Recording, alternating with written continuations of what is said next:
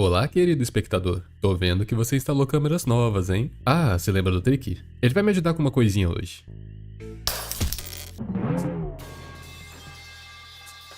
Ui, isso fez mais barulho do que eu imaginava. Eu sei que você não tá em casa, mas eu fiquei sem açúcar e vou pegar emprestado um pouquinho aqui, tá bom? Inclusive sua porta tava trancada por algum motivo, mas eu dei o meu jeito de entrar. Sabe, seria bom você melhorar a segurança daqui. Recentemente eu vi uma história muito estranha que envolvia invasão domiciliar. Alguma hora você vai parar pra ver a gravação dessa câmera, então deixa eu te contar um pouco sobre ela. O nome dessa história é Greylock, e quebrando um pouco o personagem, ela rapidamente se tornou meu análogo horror favorito. Pra você que não conhece o termo, falando de forma bem resumida, Analog Horror é uma forma de contar uma história em formato de vídeo que se inspira bastante em gravações VHS e em found footage, que são aqueles filmes que parecem ser cenas reais filmadas por alguém. Até o momento o Greylock não terminou, e possui um total de 12 fitas postadas. Então eu vou passar explicando cada uma delas e criar uma teoria no final. Mas como sempre, eu recomendo você ver o vídeo original, o link dele tá na descrição, e tenho certeza que algum dos vídeos consegue te assustar. Enfim, para você que não me conhece, eu me chamo Zedin, e vamos começar bem devagar, do início.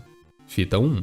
Novamente online. A primeira fita começa com várias gravações de um ambiente de trabalho. Tem desde computadores até pastas espalhadas por todo lugar. Além disso, tem uma voz robótica de fundo que diz: Bem-vindo a Simildyne, Operação de Acesso Reforçado dos Estados Unidos da América. Por favor, entre com suas credenciais de liberação. Da forma que isso está acontecendo, faz parecer que estamos do ponto de vista de alguém tentando conseguir acesso às informações dessa tal empresa ou organização chamada de Simildyne. Não apenas por conta da mensagem dita por essa voz, mas também porque todo esse lugar parecia estar desativado e a pessoa que estamos acompanhando foi quem o reativou. Continuando, essa tal pessoa coloca as credenciais e a voz diz que elas estão erradas, apenas para alguns segundos depois voltar atrás e falar que estão certas. Possivelmente essa pessoa usou algo para ultrapassar a defesa do sistema, mas seu real objetivo com tudo isso não é apenas conseguir acesso a ele, mas sim extrair as informações que tem nele. Durante a extração aparecem algumas coisas na tela, uma mensagem de erro fatal, que não parece estar relacionada com a extração, e a logo dessa tal Simildyne. Voltando no erro, o glitch que acontece na tela deixa algumas palavras difíceis de serem lidas, mas no meio delas tem escrito Morgue, que traduz para necrotério. Eu sei que essa palavra pode soar meio estranha, mas tem chance da Simildyne ser uma empresa funerária? Independente do que ela seja, eu posso te garantir que veremos mais sobre ela logo logo. E assim termina a primeira fita. Como eu disse, começar devagar, porque uma pessoa que assiste ela não entende nada que tá acontecendo. E pra falar a verdade, nem eu tenho total noção disso. Computadores, voz robótica, Simildyne, tudo isso é jogado pra gente sem nenhum significado. Mas é uma ótima forma de fazer você ficar curioso e querer descobrir o que tem em seguida, que no caso, Fita 2. Para a montanha Greylock. Título mencionado. Parece que Greylock é o nome de uma montanha e... Pera aí um pouquinho.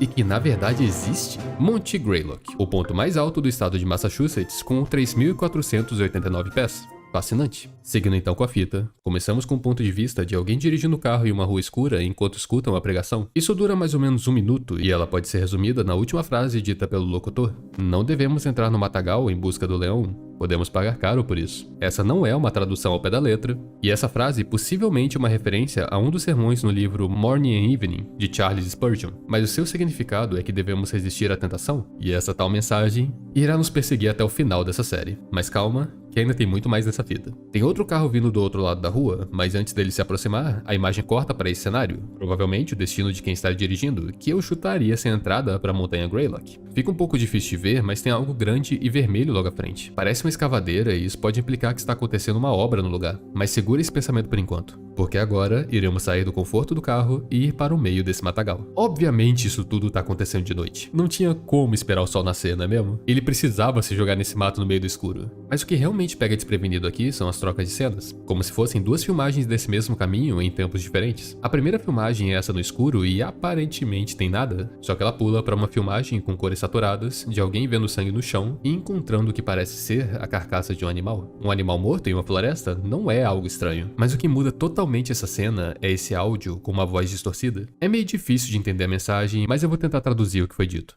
Eles ficaram chocados e horrorizados quando se depararam com o que acreditavam ser a carcaça mutilada de um animal, mas quando eles perceberam que, na verdade, era o crânio de um humano, rapidamente entraram em contato com as autoridades. Um crânio humano Um crânio humano? Os dois homens que desejam se manter anônimos disseram que eles faziam trilhas pelo Monte Greylock há quase uma década. Por mais que eles tenham visto algumas coisas bizarras durante os anos, eles não poderiam estar preparados para o que viram hoje. Essa foi a mensagem, e ela por si só já explica bem toda a cena. Tudo bem que só as imagens já ajudam o terror dela. Afinal, uma floresta escura e tantos efeitos de distorção ajuda bastante a criar pareidolia. Aquele fenômeno que faz você jurar que viu algo ou alguém entre as árvores, quando na verdade eram apenas galhos e a vegetação. Eu acho, né? O que importa é que a filmagem saturada aconteceu no passado. Era o ponto de vista dos homens que encontraram os crânios humanos, enquanto a filmagem normal acontece no presente, ou pelo menos em um período mais recente que a outra. E possivelmente, é alguém indo investigar toda essa situação. Acontece que essa pessoa investigando cortou a gravação no momento que eu mais queria. Bem, aqui. Ele não revelou que era isso atrás da árvore. Talvez fosse uma placa ou algum objeto preso na árvore. Teve até música de suspense para antecipar a revelação. Mas no momento, infelizmente, eu vou continuar curioso e vou ter que deixar para descobrir outra hora. Afinal, essa fita tem ainda mais um susto. Voltamos com a imagem do carro, mas tem algo de estranho acontecendo. Ele tá indo bem devagar. A pessoa dirigindo fica desligando e ligando o farol. E ainda por cima, quase enfia o carro na parte da esquerda da rua. De fundo, o rádio ainda está ligado. E a pessoa nele fala frases como: "Nós ficaremos de cara a cara com o próprio diabo." Em outro momento, a voz do rádio também diz: "Tem uma sombra bem ao fundo do nosso coração, da nossa mente. Em um lugar que nem as pessoas sabem que existe dentro deles." No momento que ele fala a palavra sombra, a pessoa para o carro e acende o farol, quebrando a escuridão à frente. A voz no rádio então diz o seguinte: "O diabo irá ditar essas mortes, querido crente. Embora você pode tremer diante da besta, você deveria facilitar para você e aceitar o que ele concedeu sobre você." Assim, a fita corta para o carro indo bem rápido na estrada e com a voz distorcida de fundo falando: "O diabo ainda está com você. Uma vez que ele olhou para os seus olhos, um pedaço de você será amarrado a ele, e ele irá puxar com uma linha e desfiar de pouco a pouco. O diabo, querido crente, tem planos para você." A coisa vai ficar feia. A segunda fita acaba aqui, mas eu ainda fiquei com uma dúvida. Quem que está no carro? Eu não vou saber responder com exatidão, mas eu tenho duas teorias. Algo encontrou a pessoa naquele matagal, e esse algo voltou até o carro dela e rapidamente aprendeu a dirigir. Já que dá pra ver que isso, de pouco a pouco, foi descobrindo o que cada botão do carro fazia. Dá pra ver que ele vai experimentando o volante, devagar no acelerador, testando os botões, acendendo e apagando o farol. Acontece que por mais que possa ser uma possibilidade, eu não sou muito fã dessa teoria, e eu não saberia explicar o que é o barulho alto antes de cortar a cena. Então, por mais que essa teoria possa estar certa, eu prefiro acreditar que a pessoa filmando tudo encontrou algo na floresta, que é o que deixou perplexo ou assustado, e fez ele voltar ao seu carro. Se eu tiver que chutar, ele encontrou um monstro, e essa cena do carro indo devagar é porque um monstro está próximo. Para ser mais preciso, logo à frente na rua. Ele diminui as luzes para evitar ser visto, fica olhando ao redor, quase esbarrando no limite da rua por conta disso, e por fim, vê algo no final daquele caminho, algo que rapidamente sai de sua visão. Ele apaga a luz para ver se a criatura voltaria para a estrada, para que ele pudesse acender novamente e registrar ela em vídeo. Mas o que acontece aqui é que esse monstro se moveu pelo matagal até se aproximar de seu carro e bater em sua janela, fazendo o barulho alto que escutamos e assustando a pessoa a ponto de fazer ela acelerar. Ah, e claro, pelo que o rádio falou no final, seja lá quem é a pessoa no volante, está amaldiçoada, e com certeza será perseguida por seja lá qual mal se esconde nesse lugar. Eu sei que alguns de vocês vão questionar porque ele só não foi embora direto se ele viu um monstro, mas ele é a pessoa que foi de noite a uma floresta que foi encontrado crânios humanos. Ele queria se jogar nesse mistério, ele buscava alguma resposta, igual eu tô buscando açúcar na sua geladeira. Epa, tem bolo aqui. Eu vou pegar um pedacinho, tá? Só te avisando logo. Eu sei que eu falei muito sobre essa fita, sendo que ela só tem 5 minutos. Mas agora, aproveitando que eu falei sobre monstros, vamos dar uma olhada na fita 3? Trick, chega aqui. Esse bolo tá uma delícia. Vem pegar um pedacinho. Fita 3, Protocolo de Orientação Greylock. E ela já começa com um PSA. No caso, um anúncio de serviço público, criado e fundado por Simiodyne USA. Eu falei que não ia demorar pra gente esbarrar nesse nome de novo. O anúncio fala sobre um experimento que estava sendo estudado pela Unidade 13. O nome desse experimento é Tough Forms, que em uma tradução literal seria Formas do Pensamento. Mas esse ser, às vezes, também é chamado por outro nome, que talvez alguns de vocês conheçam. Tulpa. E para quem não conhece, é a manifestação semifísica das vontades, emoções e outros estados psicológicos que o ser humano tem, existindo não apenas como uma extensão da pessoa, mas também como um ser próprio. Se isso tudo pareceu confuso, pense em um amigo imaginário que outras pessoas também conseguem ver. Inclusive, os Tubforms são bem parecidos com fantasmas. Você consegue se comunicar com um através de um tabuleiro Ouija ou sessões EVP, que seria utilizando uma Spirit Box, aquela caixinha que captura ondas de rádio que permite o fantasma formar frases usando ela. No entanto, esse PSA diz que eles possuem uma teoria de que fantasmas, na verdade, são Tubforms, porque uma vez que alguém fica de luto pela perda de uma pessoa próxima, é criada a imagem de quem faleceu em sua mente junto de memórias. Assim, esse pensamento forte e constante faz com que seja criado um Tubform com a exata aparência de quem faleceu, dessa forma criando um fantasma. Mas isso é só teoria dele, só que eu achei tão legal a ideia que eu não podia não falar sobre. Os Tubforms podem ser criados por uma pessoa, ou até mesmo por um grupo, porém, realizar isso é muito difícil. É necessário anos de treinamento para poder fazer isso por vontade própria. Então, um homem chamado Bernard Hayes supervisionou as pesquisas da Unidade 13 dos Estados Unidos em união com a empresa Simiodyne USA para realizar o projeto Stargate, que, por sinal, é um projeto que realmente existiu e tinha como foco estudos sobre a ciência da mente humana, poderes psíquicos e entender melhor o paranormal. Sendo que nas fitas, a partir dele, criaram essa máquina, o Tubform Manifesto, um aparato que consegue criar essas entidades de forma independente e autossuficientes, sendo necessário apenas uma mente disposta. Mas eu falei tanto desses bichos, afinal, como é que eles são? Aí que tá. Eles vêm da mente humana, então podem ter aparências bem diferentes. Podem parecer uma pessoa, um objeto, um animal, ou algo tão abstrato quanto a representação física de uma emoção. Mas aí eu aviso, tome cuidado com a aparência dos Tubforms. Eles podem surgir na forma de qualquer coisa que tenha em sua mente, incluindo pesadelos. Então alguns deles podem ser bem assustadores, como essa aranha gigante aí, e até mesmo pior. Mas não se preocupem, os Tubforms são dóceis de natureza e não atacam humanos. Ou pelo menos é isso que eles querem que a gente pense. Quando a voz na fita vai falar a palavra dóceis, uma estática surge na tela. Um outro glitch também acontece quando essa mesma voz fala que eles não são ameaças para os humanos. E o maior desses momentos é quando é dito que os Tubforms são levados até um container que impede eles de saírem, sendo que a estática surge no momento que ele fala a palavra impedir. Na fita anterior tivemos algo parecido. O rádio do carro no início tinha um áudio normal e mais para o fim começou a soar distorcido e até estourado, como se alguém estivesse manipulando ele ou causando alguma interferência. Não é a primeira vez que eu viria em uma obra um monstro causando interferência em aparelhos eletrônicos. Em Silent Hill, por exemplo, o protagonista carrega um rádio e o som de interferência indica a presença de um monstro. Até mesmo saindo de jogos e usando um exemplo que eu já falei nesse vídeo, tem as Spirit Box, onde a ideia dela é literalmente transformar essas interferências em uma forma de comunicação. O ponto que eu quero chegar com tudo isso é, os Tubforms estão sabotando essa mensagem para entregar informações erradas. Ou será que foi a própria Simiodyne que fez tudo isso? Considerando o quão recorrente é esse nome. Bom,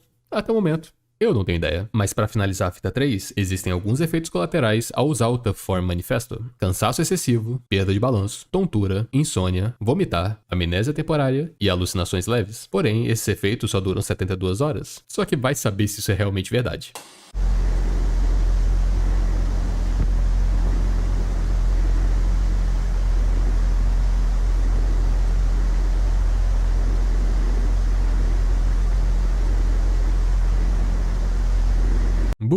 Te assustei? Foi mal, eu não resisti. Essa é a fita 4, Visitantes Inesperados. E nesse momento, estamos vendo o ponto de vista de alguém invadindo uma casa. Quem faria uma coisa dessa? Mas eu quero apontar pro elefante no quarto. Ou melhor, fantasma no quarto? Na casa? Ah, que se dane, já perdeu o sentido. Tá vendo a janela na esquerda? Pode ser difícil de notar, mas... vocês enxergam uma silhueta ou talvez uma imagem de alguém meio transparente? Eu achei que isso seria mais um caso de pareidolia, mas realmente tem uma pessoa aí. Dá pra ver o cabelo, camisa, corpo, talvez uma barba e todos os pontos entre essas coisas. Mas a minha dúvida foi, a pessoa filmando focou na janela do meio ao invés dessa da esquerda? Fora isso, poucos segundos depois do início, ela avança e começa a entrar na casa. Se isso aqui fosse uma aparição, o foco da câmera não seria nele? E se isso for uma pessoa olhando para o lado de fora, não seria uma ideia idiota invadir a sua casa, já que ela tá te vendo? Então eu fui atrás dessa informação e descobri que realmente tem uma pessoa ali. O seu nome é Robbie, e ele é o criador dessa série. Então isso foi só uma forma de se colocar dentro de sua obra, mas, meu caro, não dava pra ter feito de uma forma menos suspeita? Enfim, como eu havia falado, estamos do ponto de vista de alguém invadindo uma casa. Essa pessoa carrega uma lanterna e por mais que seja um pouco descuidada, ela tenta ao máximo não fazer barulho e notar as coisas ao seu redor. O invasor então procede a remover cuidadosamente uma proteção da janela, fazendo o mínimo de barulho possível durante o processo, e depois coloca a proteção encostada na parede e entra na casa. Agora dentro, ele continua evitando fazer barulho, dando passos leves sobre a madeira e nem sequer pensa em abrir as portas, se limitando a escutar o que tem nos quartos pelo lado de fora. Mas é aí que nosso cameraman se depara com algo estranho.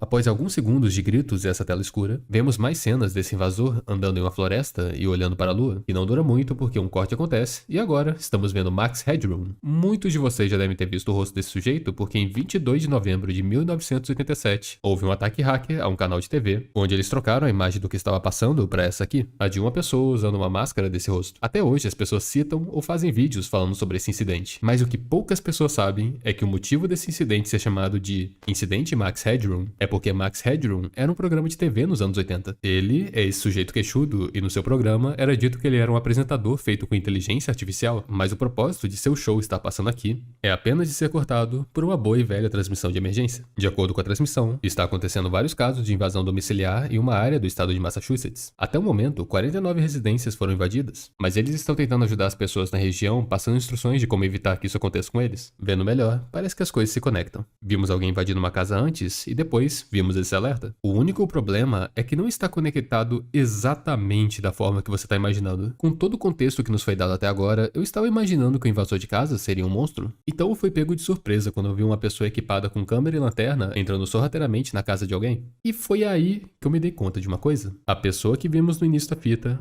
provavelmente é a mesma pessoa que vimos explorando a floresta, o tal investigador que está atrás de mais informações em relação a tudo o que está acontecendo. Quando chega nessa escada, ele apaga a luz de sua lanterna no instante que escuta gritos. Só que parece que eles estão sendo abafados por estarem do outro lado de uma parede. Então, outra pessoa ou coisa está provocando eles. Logo, imagino que o dono dessa casa está sendo atacado por um monstro e esse investigador veio tentar coletar alguma evidência. Mas quando ele percebeu a situação, fugiu de lá e foi em direção dessa floresta que é onde acaba a sua gravação. Max Headroom aparece logo em seguida, apenas para nos dar um período de tempo. Esse programa passou durante os anos 80 e, de acordo com o site IMDb, durante os anos 1987 e 1988. Logo, essa invasão estaria acontecendo nesse período de tempo. Daí acontece toda a transmissão de emergência e, finalmente, no final dessa fita, vemos o ponto de vista de uma outra pessoa, um morador dessa área filmando o lado de fora de sua casa, curioso em relação aos gritos que ele escuta à distância.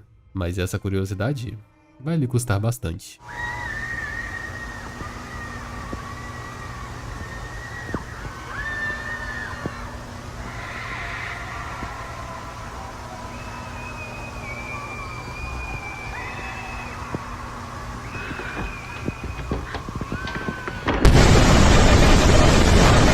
Quem atacou o morador? Uma pessoa? Um monstro? Depois eu respondo isso, porque agora temos a fita 5. Não aqui, não agora, não mais. E ela é bem mais simples. Aqui escutamos um áudio de duas pessoas, uma mulher grávida e uma enfermeira. Segundos à frente da fita, aparece pra gente o bebê na barriga da mãe. Até o momento que o lugar sofre com um problema de energia, um glitch acontece, e quando voltamos com a imagem, o bebê não está mais lá. A enfermeira tenta falar que pode ser um problema na máquina, apesar de ser estranho conseguir ver tudo, exceto o bebê. Enquanto isso, a mãe vai surtando cada vez mais, até que a cena corta mais uma vez, e essa manchete aparece pra nós no final da fita. Traduzindo ao pé da letra, Tiffany Mary Elaine Crisaldi, uma professora de escola fundamental de 29 anos, morreu inesperadamente nessa manhã. Ela sofreu tremendamente com a perda de seu filho que não nasceu. Por conta disso, ela não conseguiu aguentar a dor em seu coração. O motivo de seu filho não ter nascido e desaparecido é porque ele nunca existiu. Tiffany nunca engravidou, mas queria tanto um filho que ela criou um Tuffform em formato de feto em sua barriga. Ela acreditava que aquilo era seu filho de verdade, mas da mesma forma de quando você tenta lembrar um sonho e vai surgindo lacunas na memória, ao ser inspecionado por uma enfermeira, o bebê foi desaparecendo porque em uma situação real não existiria nada na barriga de Tiffany. Tudo isso foi demais pro seu pobre coração, e o resultado foi ela tirar a própria eu não sei se eu posso falar assim. Ela se... Não, assim também não. Ela assinou o contrato com o Vasco. É isso aí. Perdão estragar a parte emocional da cena, mas eu ainda quero ganhar dinheiro com esse vídeo. Aqui vimos um pouco mais como os Stuff Forms funcionam. Já sabíamos que eles podiam assumir muitas formas, mas agora descobrimos que eles também podem desaparecer, seja porque ele quis, ou porque Tiffany ou a enfermeira cumpriram algum requisito. A única outra coisa importante nesse vídeo é durante o glitch que acontece quando falta energia. Uma outra notícia aparece e dessa vez é sobre as invasões da fita passada. Resumindo, muitas pessoas perderam a vida durante essas invasões, só que alguns dias depois delas, os invasores foram pegos. Porém, tudo foi muito estranho, porque testemunhas de tudo aquilo reconheciam alguns dos invasores e falaram que eles são pessoas que nunca seriam capazes de fazer tais atrocidades. Peraí, pessoas? Não eram monstros que estavam atacando? Isso sim me pegou de surpresa, e eu espero que a próxima fita tenha respostas. A humanidade lutou incansavelmente e passou por muitos desafios de fortitude intelectual para alcançar apenas um único objetivo.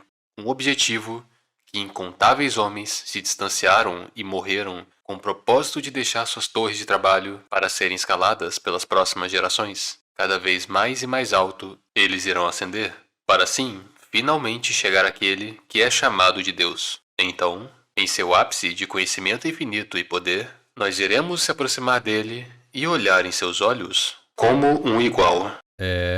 A fita 6 começou bem. Seu título é Sleeping Dogs, que traduziria para cachorros dormindo, mas essa frase na verdade tem outro significado. Ela significa evitar falar de um acidente. Agora, qual acidente é esse? Vamos voltar para a fita. Começamos com um discurso feito pelo Dr. Bernard T. Heiss, que é a mesma pessoa que dirigiu o projeto Stargate, e foi aquele projeto para criar o Tough Form Manifesto. Fica na cara como o desejo de Heiss com isso tudo é elevar a humanidade até um ponto que ela nunca chegou antes. Um ponto divino, mas isso tudo ainda tem muita ponta solta. Ele quer elevar a humanidade ou a si mesmo? Um tema recorrente em Greylock é a tentação, e nesse momento, a tentação por mais poder. Mas lembre-se, não devemos entrar no matagal em busca do leão. Podemos pagar caro por isso. Isso considerando que o Heiss realmente é um ser humano. Ele pode ser muito bem um monstro disfarçado, guiando as pessoas a fazerem tudo isso. Teve até a voz distorcida no final da gravação. Na gravação original, eu digo, a minha eu só tentei imitar. Mas sendo sincero, eu não ia curtir muito isso não. Só que não se preocupa, porque a gente ainda nem chegou na parte principal da fita. Estamos novamente com o nosso colega investigador invadindo os documentos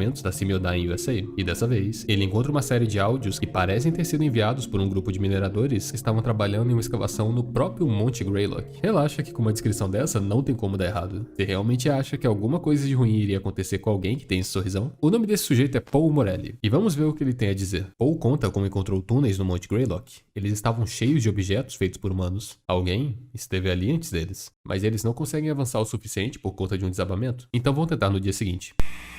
Message 2. March 25th, 7:38 a.m. O segundo dia foi lento. Muitas das pessoas na equipe de Paul começaram a ficar doentes. Ele acha que pode ter sido por conta de insetos, mas não tem certeza. Além disso, misteriosamente, conseguiram liberar o espaço que tinha sido soterrado pelo desmoronamento, e até mesmo colocaram luzes pela passagem. Só que não foi a equipe de Paul que fez isso, e isso deixa aflito. Ele também tinha esperança de alguém ser enviado para ver tudo isso na caverna, mas ninguém veio. Só que a parte mais estranha de toda essa mensagem é que a sua equipe noturna notou algo. Alguém, ou alguma coisa, estava andando pela floresta de noite próximo da obra. Paul achou que poderia ser um cervo, mas a equipe insistiu que era algo diferente. Parecia um homem alto no meio da mata. De qualquer forma, ninguém entra mais na caverna até Paul receber um retorno dessa mensagem. Message 3. March 25th, 4:56 p.m. Foi enviado um homem para tirar fotos do local. No início ele parecia bem, mas logo começou a passar mal. Talvez tenha contraído a mesma coisa dos outros. Então, por conta dessa doença inesperada, ele é mandado de volta. Retornando então à caverna, eles encontraram umas coisas bem antigas lá dentro. Armas e algumas bugigangas. Mas Paul não sabe muito sobre isso. Então ele pede para Arnold, uma pessoa em sua equipe que conhece sobre arqueologia, escrever um documento e enviar para a pessoa que está recebendo essas mensagens. Que por sinal eu não falei até agora, mas seu nome é Frank. Message 4. March 26th, 1:03 p.m. Tem alguma coisa de errado. A equipe está ficando cada vez mais doente. Por enquanto, Paul ainda parece estar bem, mas ele não sabe até quando. Só que, finalmente, aquela coisa que a equipe da noite tinha mencionado estava lá, atrás de uma árvore, observando eles. E seja lá o que era aquilo, ele podia jurar que tinha um rosto. Message 5. March 27th, 12:10 p.m. Toda a comida apodrece. Tudo estava guardado de forma devida e não havia problemas com o gerador de energia. Só que mesmo se houvesse, isso ainda não faz sentido. É como se a comida tivesse ficado largada no sol por semanas. Paul não sabe o que está acontecendo, mas ele precisa de ajuda. Message 6. March 27th, 4:02 p.m. Eu vi aquilo de novo. Diz Paul na sexta mensagem. Aquilo ainda está por lá, observando a equipe. Como forma de medida para lidar com isso, eles vão tentar colocar câmeras para ver se detectam algo em vídeo.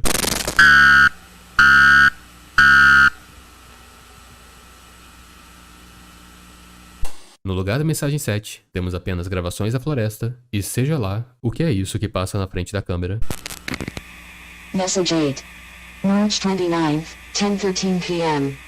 Algumas pessoas doentes não estão mais respondendo. Ou tentou ligar para todo o número de emergência possível, mas ele só escutava o som do telefone tocar e tocar até a hora que a ligação era perdida. Ninguém estava lá para escutar o seu pedido de socorro. E Paul não está lidando bem com isso.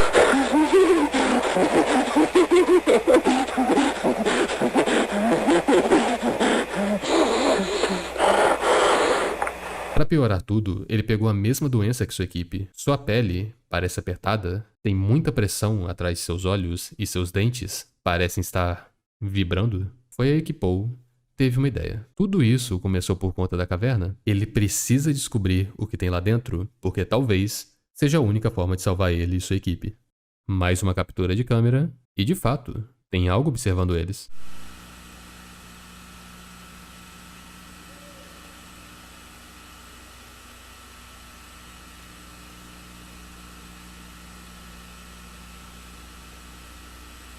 Finalmente, mensagem 9.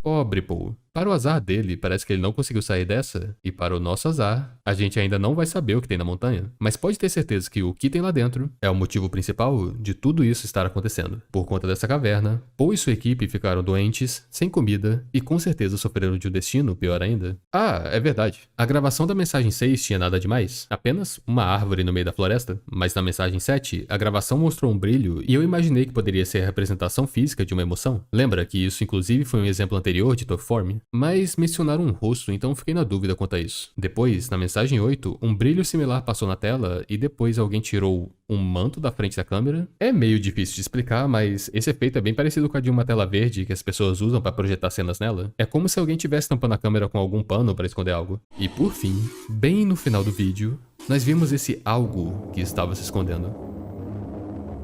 Meio breve, mas finalmente as coisas se encaixaram, porque pra mim, isso aí é um rosto. A questão é, será que isso também é um Tough Form? Peraí, você tem videogame? Trick, vamos jogar alguma coisa. Escolhe um jogo aí. Eu guardo depois, tá, espectador?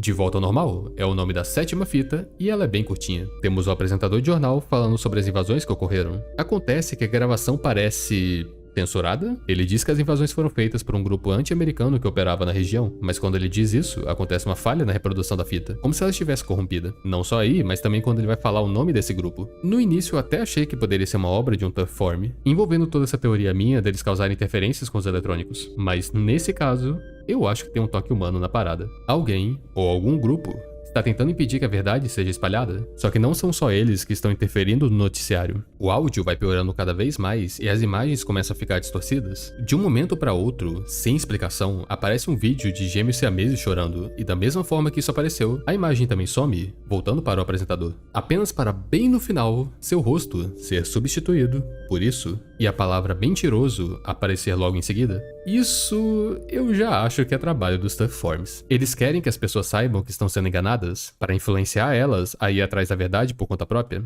E mais uma vez, entrar no matagal do leão. Quanto aos gêmeos, eu não tenho uma resposta no momento. Então vamos seguir com a próxima fita, porque as coisas estão esquentando cada vez mais. Fita 8. Antigos finais estranhos. Essa fita começa com a mesma imagem do repórter por alguns segundos, indicando que essa e a fita anterior contêm a mesma gravação, só que dividida em duas partes. Mas indo para algo novo, começamos com um executivo da GBS, o canal de TV que acabamos de ver, brigando com 2 produtores. Sabe tudo aquilo que acabamos de ver? As distorções, os bebês e a mensagem final? Toda essa transmissão passou na TV e muitas pessoas viram ela, ficando extremamente confusas e exigindo uma resposta vinda do canal. Durante a conversa deles, ou o esporro na verdade, descobrimos que de fato o canal estava mascarando informações para o público. Nas palavras do executivo, tem pessoas muito poderosas dependendo da gente. Então realmente os superiores estavam dando ordens para que a verdade não fosse dita, e parece que a minha teoria sobre isso realmente estava certa. Mas o ponto principal é, se tudo isso que aconteceu não foi por conta deles, então, de fato, os T-Forms estão agindo. Entretanto, para eles, a única pista de saber o que realmente aconteceu está em Don Wright, o apresentador que vimos antes. Mas aparentemente, depois da transmissão, ele foi direto para casa e não deu mais sinal de vida. Nisso, o executivo mandou um dos produtores buscá-lo, nem que seja à força. E aí, então, depois dessa cena, que a gravação desaparece? Literalmente ela desaparece. É como se ela tivesse sido deletada enquanto a gente assistia. O próprio computador destaca isso. E vale a pena lembrar que estamos no ponto de vista de alguém acessando as gravações no HD da Simyodyne, sendo que eu acredito que essa pessoa seja o mesmo investigador que vimos antes. Mas então o computador diz que foi detectado um arquivo fora do comum. Nas palavras dele,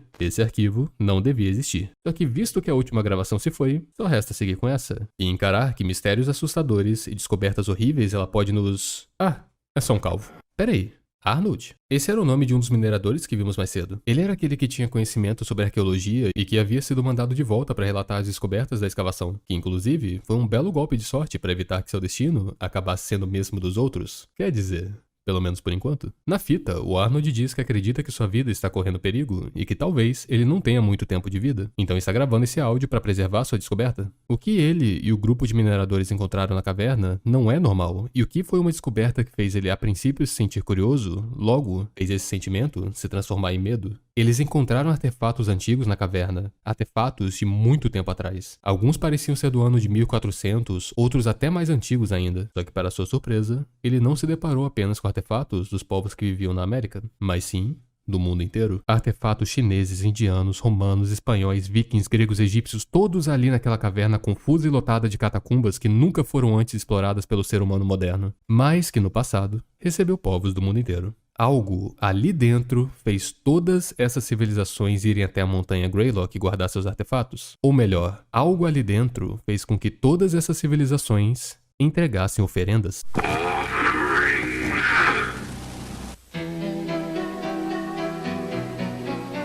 Mas calma, que eu ainda não acabei. Essa fita constantemente vai parar o áudio do Arnold e mostrar para nós algo relevante. Aqui, por exemplo, temos um vídeo mostrando que há bilhões de anos atrás, um outro planeta se chocou com a Terra. Por conta do impacto, ele se quebrou todo e seus fragmentos se juntaram e formaram a Lua. No caso, provavelmente, o nome desse planeta é Theia, que foi realmente um planeta que se chocou com a Terra e ainda acreditam que a área do impacto foi onde atualmente existe o Oceano Pacífico. Mas a frase que faz toda essa informação ir de aleatória para assustadora é: muito dos pedaços desse outro planeta desconhecido ainda estão dentro da Terra até os dias de hoje. Essa frase faz se tornar realidade a chance de algo antigo e desconhecido, que já existia há bilhões de anos atrás, antes mesmo da humanidade existir, está escondido abaixo de nós esse tempo todo. E eu tenho certeza que isso não vai voltar para assombrar a gente no futuro. Mas, hein, você não vai atender o telefone? Lembra daquele produtor que foi enviado para buscar o apresentador de jornal? Seu nome é Liam, e ele faz uma ligação para a polícia dizendo que invadiram a casa do seu colega de trabalho. Durante ela, dá para notar o quão assustado ele está.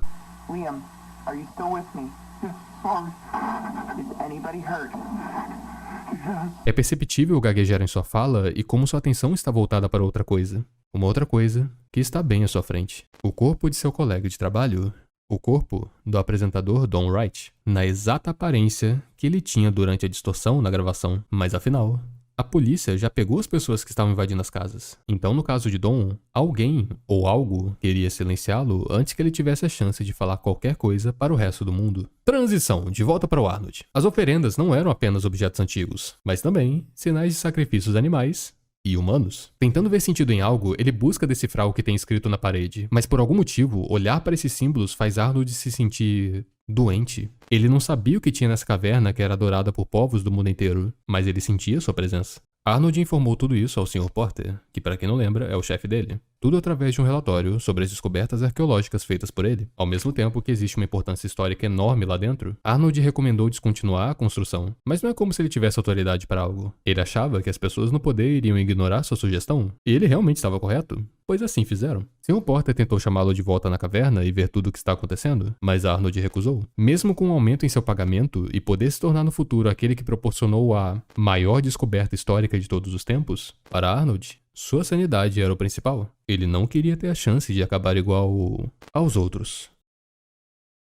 Now loading.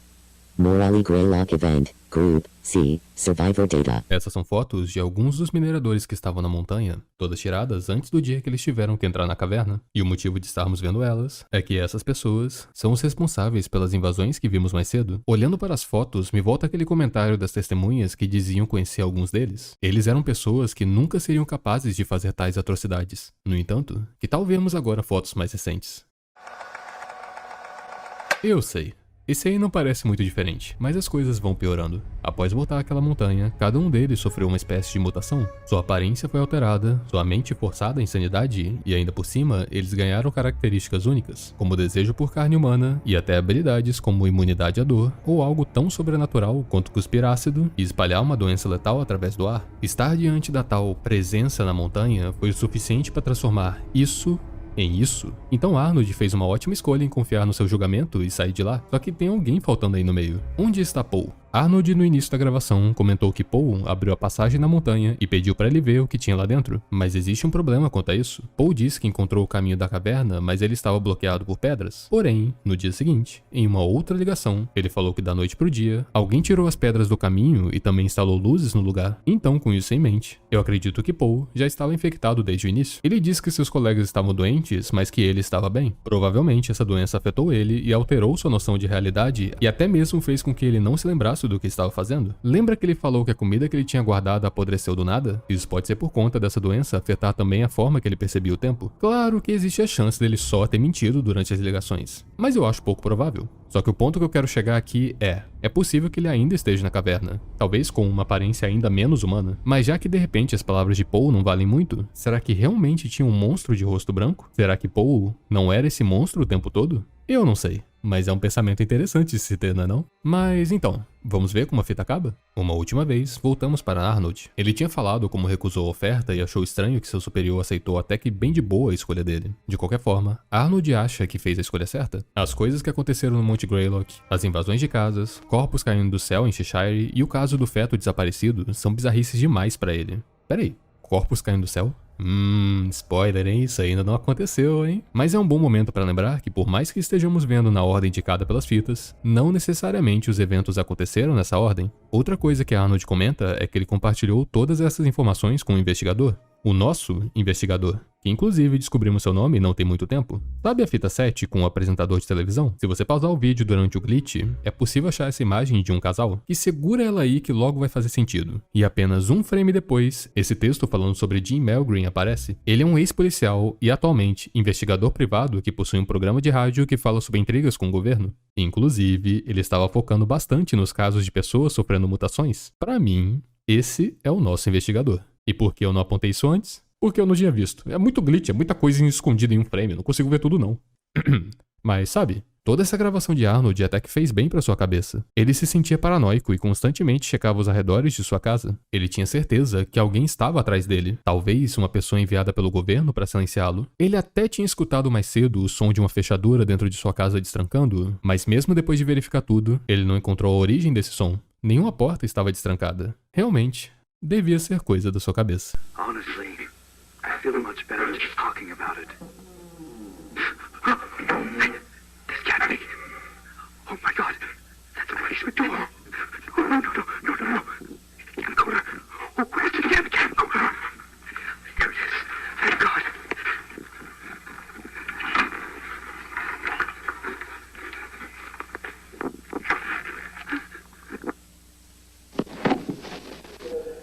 They're here. I'm inside my bedroom closet. I'm going to keep the tape recorder running, and I'm hiding in here with my files. If something happens to me, and you find any tapes or files somehow, please bring it to the investigator.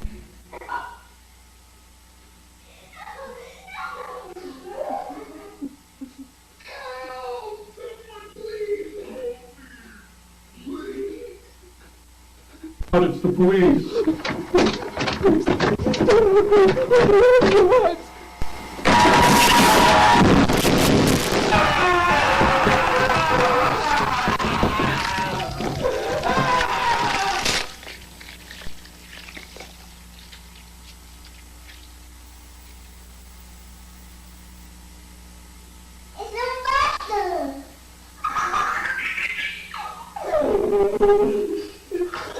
Como eu havia falado, uma última vez, com o Arnold, não foi um agente especial que tirou sua vida, mas sim um monstro, e também não qualquer um deles. Só que exatamente o mesmo rosto branco que estava rodeando a entrada da caverna. Um detalhe interessante, só que bem mórbido sobre esse monstro, é a voz dele. Antes dele tirar a vida de Arnold, escutamos vozes e sons diferentes vindo da criatura, como por exemplo, uma voz feminina falando não, não, não.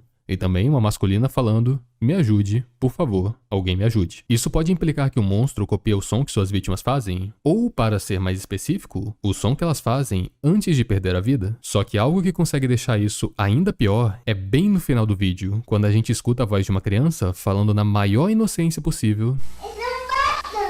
Parece que Arnold, de fato, não foi a primeira vítima dessa criatura. Igual, eu não vou ser a sua... Ah, perdi. Jogo horrível. Au. Vai vendo outro jogo que tem aí, porque ainda restam 4 fitas para serem mostradas. Então um vizinho reparou que tem algo de errado acontecendo. Como será que ele percebeu? Trick, pega um saco de lixo. A gente vai ter que resolver um probleminha.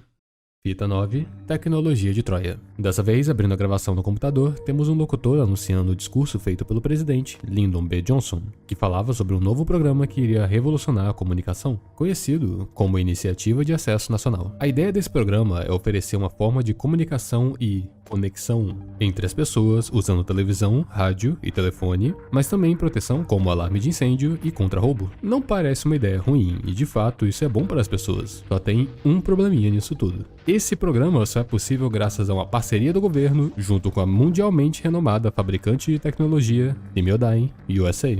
E nisso a gravação tem uma falha e 2 manchetes aparecem. Presidente Kennedy diz não para Simiodyne. E depois, assassino mata Kennedy, Lyndon Johnson assume o cargo.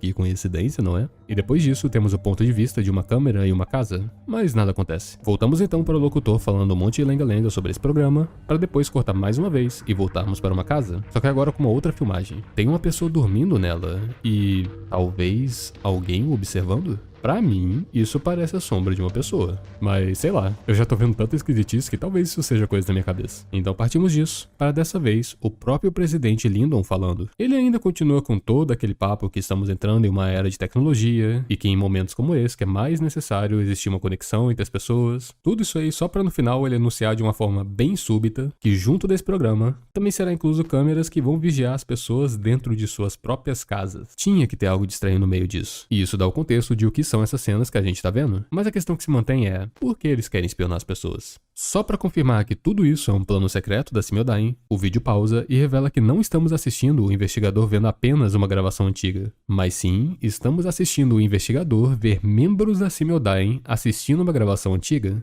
Eu sei, isso ficou confuso. Mas isso é confirmado com um pause no meio da gravação e uma pessoa que parece ser membro da Simiodyne reclamando com alguém no telefone de como o presidente Kennedy não aceitou a colaboração com eles. E ainda por cima, botou em risco expor a verdade por trás da Iniciativa de Acesso Nacional e também da própria Simiodyne. Para a sorte deles, parece que Kennedy também não estava nos melhores termos com algumas outras pessoas. Usando as palavras deles, tem muitas cobras nessa grama e está na hora de Kennedy receber uma mordida. Um pouquinho de história dos Estados Unidos pra vocês, sendo falada da forma mais amigável possível porque eu não tô nem um pouco afim desse vídeo ser desmonetizado. Em 22 de novembro de 1963, o presidente Kennedy levou um teco de um atirador durante um desfile e por conta disso, ele foi pro beleléu. No seu lugar entrou Lyndon B. Johnson e isso tudo aconteceu na vida real. Agora, na história de Greylock, o motivo de tudo isso acontecer foi porque Kennedy foi contra a colaboração da Simiodyne. Então, entrando em contato com outras pessoas e fazendo uns servicinhos por debaixo dos panos, ela conseguiu substituir o atual presidente por um que iria aceitar suas propostas, permitindo que a Iniciativa de Acesso Nacional se tornasse realidade. Mas afinal, por que eles queriam tanto assim observar os civis? E a resposta disso é bem simples. Eles queriam identificar eventos sobrenaturais na casa dessas pessoas. Vocês se lembram que essa é a empresa que foi atrás de realizar pesquisa sobre os Stuff Forms? Arms. Eles querem entender como que tudo isso funciona. E outra coisa, você se lembra que lá na primeira fita eu falei sobre um necrotério dentro dessa empresa? Seu foco é tecnologia? Não faz sentido eles terem algo assim. Então eu não duvido que eles tenham ido atrás das pessoas que sofreram de eventos paranormais para usarem elas como material de estudo. E a finalidade de tudo isso é que eles realmente acreditam que conseguem controlar esse sobrenatural e usar ao seu favor. Só que, mais uma vez, não devemos entrar no matagal em busca do leão. Podemos pagar caro por isso. Mas nesse momento, apenas uma pessoa vai pagar caro por suas escolhas.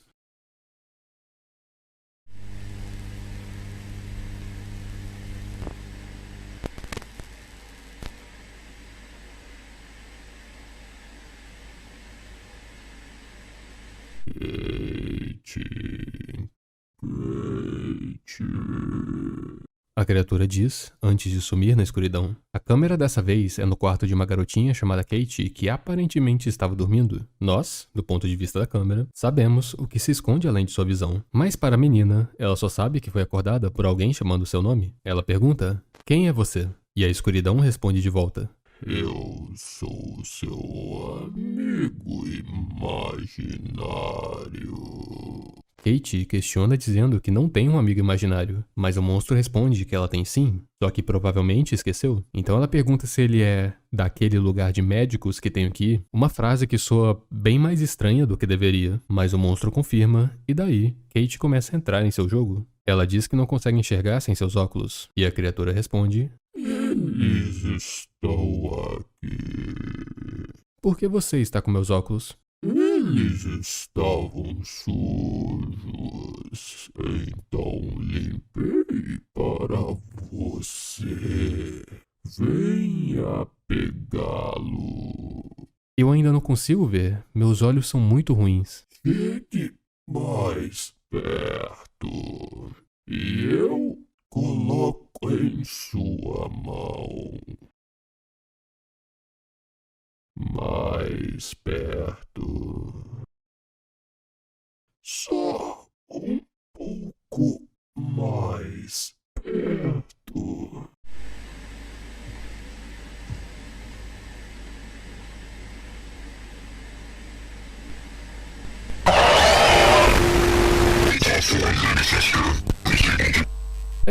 A Kate não vai mais precisar de óculos. Morte essa parte. Por que só não fez isso de cara? Eu até pensei que poderia envolver o desejo sádico de torturar sua vítima antes do seu fim, mas ficou parecendo muito mais que a criatura não podia atacar até cumprir algum requisito. Como fazer ela acreditar que ele era seu amigo imaginário? Coisa que ele conseguiu no momento que ela falou sobre o lugar de médicos que tenho que ir, que era exatamente a informação que ele precisava para manipular ela. Mas ainda tem uma coisinha no final do vídeo. Um telefone recebendo uma ligação que não foi atendida. E a mensagem que toca em seguida é: você entrou em contato com Alex Marsh e Tiffany Cristaldi. Não estamos no momento? Então deixe a mensagem após o bip e retornaremos assim que pudermos. Tiffany Cristaldi, a mulher que perdeu seu bebê ainda na barriga, que vimos em uma das primeiras fitas e também na fita anterior. Lembra dessa foto de um casal que encontramos ao pausar a fita 7 durante um glitch? A legenda dela diz: casal de noivos, Alex Marsh, de 28 anos, na esquerda, e Tiffany Cristaldi, de 26 anos, na direita, sentados juntos enquanto discutem a desconcertante perda de seu bebê não nascido. Tudo isso só me faz acreditar que a fita 10, Mensagem dos Mortos, irá revelar para nós um grande segredo envolvendo o que realmente aconteceu com... E isso é uma floresta? Tipo, não é a primeira vez que estamos vendo uma floresta, mas foi meio que do nada aí... Tão gordo. Não, pera aí, amigo, não, você não sabe onde esse bicho passou. Nossa, mas ele tá duraço. Infelizmente, pra quem quer saber mais sobre esse rato, só vai ser possível se você se inscrever, dar like, para o vídeo, clicar no sininho, escrever Ratão Gozo nos comentários também. Não, eu tô só brincando. Na próxima fita, a gente volta a ver sobre ele. Mas agora, de volta para o casal. Retomamos para aquela cena do telefone exatamente no momento que paramos. A pessoa que fez a ligação é na verdade Alex Marsh, o noivo de Tiffany. Pela mensagem que ele deixou, fica parecendo que ele está preocupado. Aparentemente, todo dia em seu trabalho, ele liga pra Tiffany para perguntar como ela está.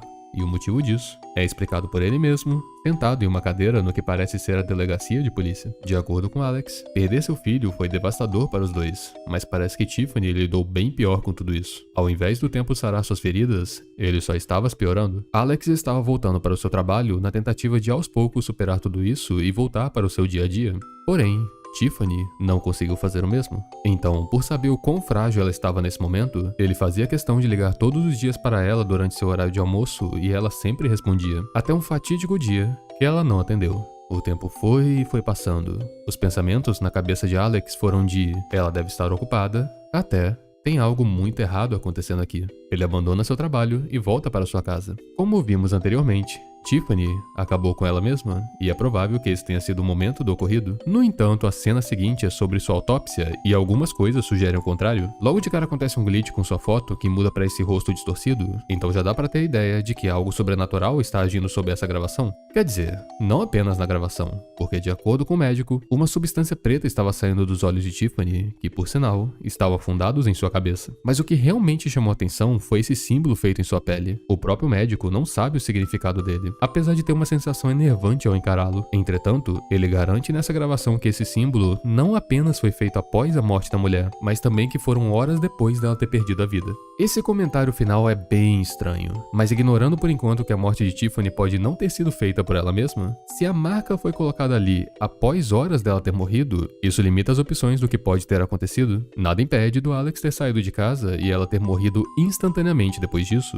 Aí, considerando que ele saiu de manhã cedo, já daria as horas depois, para combinar com a autópsia, já que ele ligou de volta só no horário de almoço, ou no caso, 12:05, e eventualmente saiu do trabalho e voltou para casa às 1:13. O ponto que eu quero chegar com isso é, a única forma de Alex ser culpado de não apenas matá-la, mas também de esculpir o símbolo em sua pele, seria se ele tivesse matado ela antes de sair do trabalho, fez sua hora porque ele quer manter o emprego, e só depois voltou pro corpo e terminou o trabalho fazendo a marca nela. Eu não sei quanto a vocês, mas isso soa muito idiota pra mim. Também não existe a chance dela já ter essa marca e Alex estar omitindo a informação, porque o médico disse que ela foi feita post-mortem, no caso, após a morte. Então isso só deixa uma possibilidade. Alex voltou para casa no almoço, viu sua noiva morta e ligou para emergência. Durante esse processo, alguém que trabalhava no hospital ou que transferiu o corpo até lá, conseguiu colocar a marca nela sem ser notado ou sem os demais contarem o que ele fez. Esse tipo de comportamento indica para mim que a Simildyne ou a pessoa que fez isso tem interesse no corpo de Tiffany, provavelmente por conta do caso do bebê que desapareceu de sua barriga, colocando ela como um material de estudo sobrenatural. Só tem um pequeno detalhe extra quanto a isso. O caso do bebê é de longe o único evento sobrenatural na vida de Tiffany, e com esse novo áudio do médico que vamos ouvir agora, eu posso dizer que esses eventos não pararam após a morte. Documentação privada para caso. Arquivo 07091-HA. Para meus arquivos pessoais. O dia é 19 de maio de 1987. Eu conduzi um exame na senhorita Tiffany Crizaldi hoje. Seu corpo chegou um pouco antes de eu sair do escritório para terminar o dia, mas eu decidi pelo menos fazer um exame externo. Apesar que o azar caiu sobre os procedimentos. Aparelhos elétricos piscando, objetos caindo inexplicavelmente, variações da temperatura da sala, talvez seja necessário reparos. Eu preferia não falar essa parte. No entanto, eu me sinto na obrigação de falar. Após armazenar o corpo da senhora Crizaldi e começar a limpar o lugar, minha assistente, Sarah, mencionou que ela ouviu o que parecia uma mulher chorando, vindo da direção do armazém. Eu deixei de lado o que ela falou e pedi para que ela saísse mais cedo, dizendo que provavelmente ela estava estressada ou cansada. Assim continuei a limpeza por conta própria. Eu não tive a coragem de dizer pra ela que eu também ouvi. Parece que até após a morte, o sobrenatural persegue a Tiffany. Mas a próxima cena nessa fita indica que não é recente esse tipo de evento em sua vida. Fomos de uma autópsia para uma Tiffany ainda criança tendo uma consulta com um psiquiatra? Pela voz dela, a situação não parece a mais confortável. O homem começa quebrando o gelo, perguntando como ela está e tudo mais, apenas para depois ir direto ao ponto, que é fazer um exercício com Tiffany que faz ela entrar em uma espécie de transe. Essa cena é muito bem feita. Ela pode ser só áudio, mas eu gostei muito de como ficou. Você começa bem neutro em relação a essa situação, até que aos poucos, um sentimento de estranheza começa a surgir. O homem que parecia estar lá para ajudar, começa a forçar Tiffany nesse transe. Ele descreve o lugar, um sentimento e até sensações que a garotinha está tendo. As descrições são de um lugar familiar para ela e de sentimentos que ela teria em tal situação, até o momento que ela vê uma porta. O homem nunca falou que essa porta existia, mas Tiffany a viu. Ela diz que a porta tem uma cor preta e símbolos estranhos nela, detalhes que o homem nunca havia falado. Ele diz que ela precisa abrir a porta, mas ela tem medo, não quer fazer isso. Porém, o homem diz que isso não importa, ela precisa abri-la. Esse homem quer saber do desconhecido que existe além dessa porta? Não apenas isso. Ele precisa saber. Ele quer conseguir pôr as mãos em seja lá o que se esconde aí atrás. Então, de forma forçada, ela abre a porta. O homem a parabeniza e pergunta o que tem do outro lado. Então ela responde: é um quarto pequeno. Tem alguém nele. Desse ponto em diante, o homem não tem mais controle da situação. Não, Tiffany, você está sozinha. Não, tem um homem aqui. Ele está de pé e é alto. Seu rosto está virado contra mim, olhando diretamente para uma televisão. O psiquiatra insiste que ela está sozinha, mas a esse ponto, nada dá certo. Palavras e mais palavras ignoradas pela garotinha. A tentativa dele de ter algum controle sobre o desconhecido foi um fracasso. Então ele se prepara para estalar os dedos, dizendo que após o som, ela estará sozinha. Mas a garotinha responde: o homem está tremendo. Seu corpo está rachando. Então a única opção que resta é fazê-la acordar. Hey, Tiffany, I'm going to count down from 5. When I snap my fingers, you will return to the real world. 5. You're feeling more awake He's now. turning around. 4. Everything around you is becoming He's hazy. looking at me. He sees me. 3. Tiffany, you can feel the chair you're sitting in again. 2. Everything around you fades to the blackness behind you. 1. Full control of your body. 0. You're awake, Tiffany. You'll return to reality now.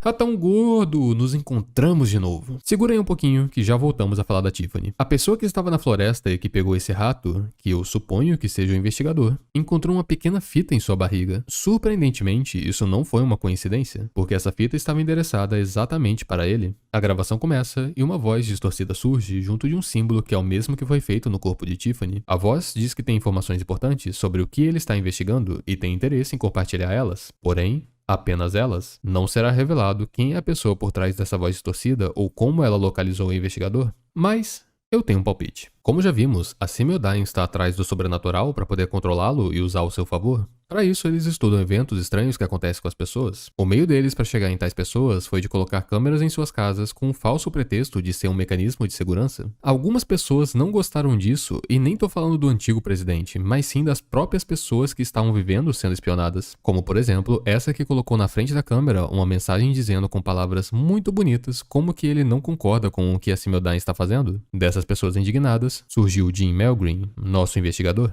Então a história toda acaba sendo dividida entre pessoas que estão buscando a verdade, o público geral que não faz ideia do que está acontecendo e a Semiodyne, sendo uma entidade antagonista nessa história. Só que tem mais um grupo nisso tudo que eu não citei, e não são os Tuffforms. Na minha opinião, essas criaturas são nada mais que uma ferramenta poderosa. Claro que eles são muito perigosos, mas não deixam de ser uma ferramenta que está sendo usada por pessoas que não têm noção desse perigo. Então, com os Tuffforms de lado, o último grupo é composto por uma sociedade secreta que está conectada com a montanha. Essa imagem que você está vendo aparece após certo momento que o público aplaude, mas também tem essa aqui, que pisca por um instante depois que o presidente Lyndon diz: a humanidade ficou muitas vezes no precipício da extinção, e a única razão que estamos aqui hoje é porque nos mantemos unidos. Isso é como se fosse uma forma dessa sociedade dizer que ela é o motivo da humanidade de estar aqui hoje. Eu sei que isso pode soar muito egocêntrico, mas faz muito sentido. Não foi dito que existia na montanha objetos de várias culturas diferentes, implicando que o mundo inteiro venerava algo que existe ali? Isso quer dizer que constantemente existiam pessoas que faziam o serviço de saciar essa entidade para algo pior não acontecer? Se esse era o motivo dessa veneração, e considerando que a entidade ainda existe, então é necessário a presença de um grupo para ter controle disso. E que seja um grupo secreto. Porque a ideia de ter algo capaz de acabar com o mundo dentro de uma caverna é uma parada que as pessoas não estão prontas para saber. Então, nosso quarto grupo é essa sociedade secreta que existe há gerações e controla o sobrenatural. Mas com a Semiodyne tentando interferir nisso, o trabalho deles acaba ficando difícil, sendo talvez necessário a ajuda de alguém de fora. E aí está o motivo deles entrarem em contato com o investigador. Antes de seguir em frente, eu gostaria de citar 2 detalhes que eu notei envolvendo essa sociedade secreta. As suas roupas, ou melhor, a sua máscara, remete muito àquele monstro de rosto branco que vimos antes. Eu até considerei que isso, na verdade, poderia ser um membro dessa sociedade. Mas nesse exato momento, se eu tiver que escolher entre isso ser um monstro ou um humano, eu prefiro um monstro.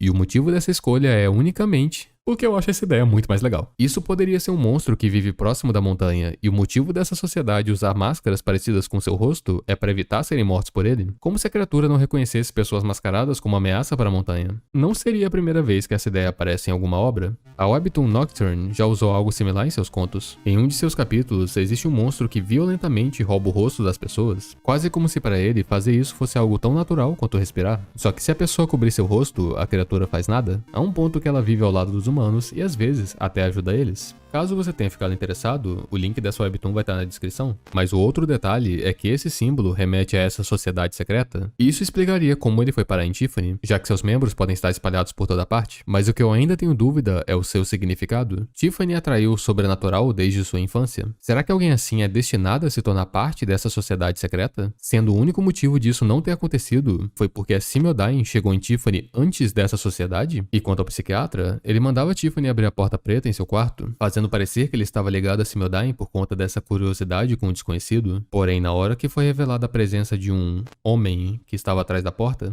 rapidamente ele voltou atrás e tentou fazer a menina acreditar que ele não existia, como se fosse um membro dessa sociedade tentando esconder o sobrenatural de uma garotinha. Enfim, muitas perguntas que não têm respostas. Mas eu tô sendo altruísta em relação a toda essa situação. No final do dia, Tiffany poderia ser nada mais que rebanho que servirá de sacrifício para a entidade da montanha. Porque eu não sei se vocês lembram, haviam sacrifícios de animais e humanos. Mas relaxa que logo teremos respostas, porque Tiffany ainda não está fora dessa história.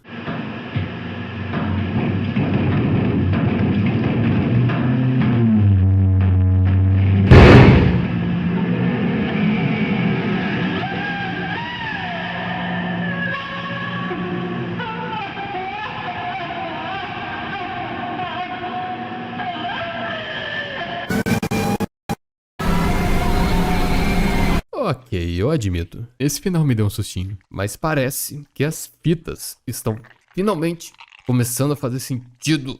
Ai, minhas costas. Trick, a gente não vai conseguir dar descarga nisso aí não. O cara era muito grande, vai ter que separar em 2 sacolas. Olha isso, ela chega até inchada. Tá bom, faz do seu jeito, não me escuta não, que coisa. Enfim. Faltam 2 fitas. A fita 11, que é bem curtinha, e a fita 12, que é uma parada bem diferente. Além disso, existe a chance de já ter saído a fita 13 quando você estiver assistindo. Eu ouvi boatos que ela seria a última fita dessa parte da história, só que também ouvi boatos que ela era pra ter saído no mês passado. Eu até tentei esperar por ela, mas estava demorando muito. Eu fiquei 50 dias esperando e nada apareceu, mas não se preocupa, porque após ver as fitas 11 e 12, eu vou fazer uma teoria final e te contar como tudo isso se conecta. Hã? Trick, você não tá apertando isso não, né? Se você apertar demais, isso aí vai explodir.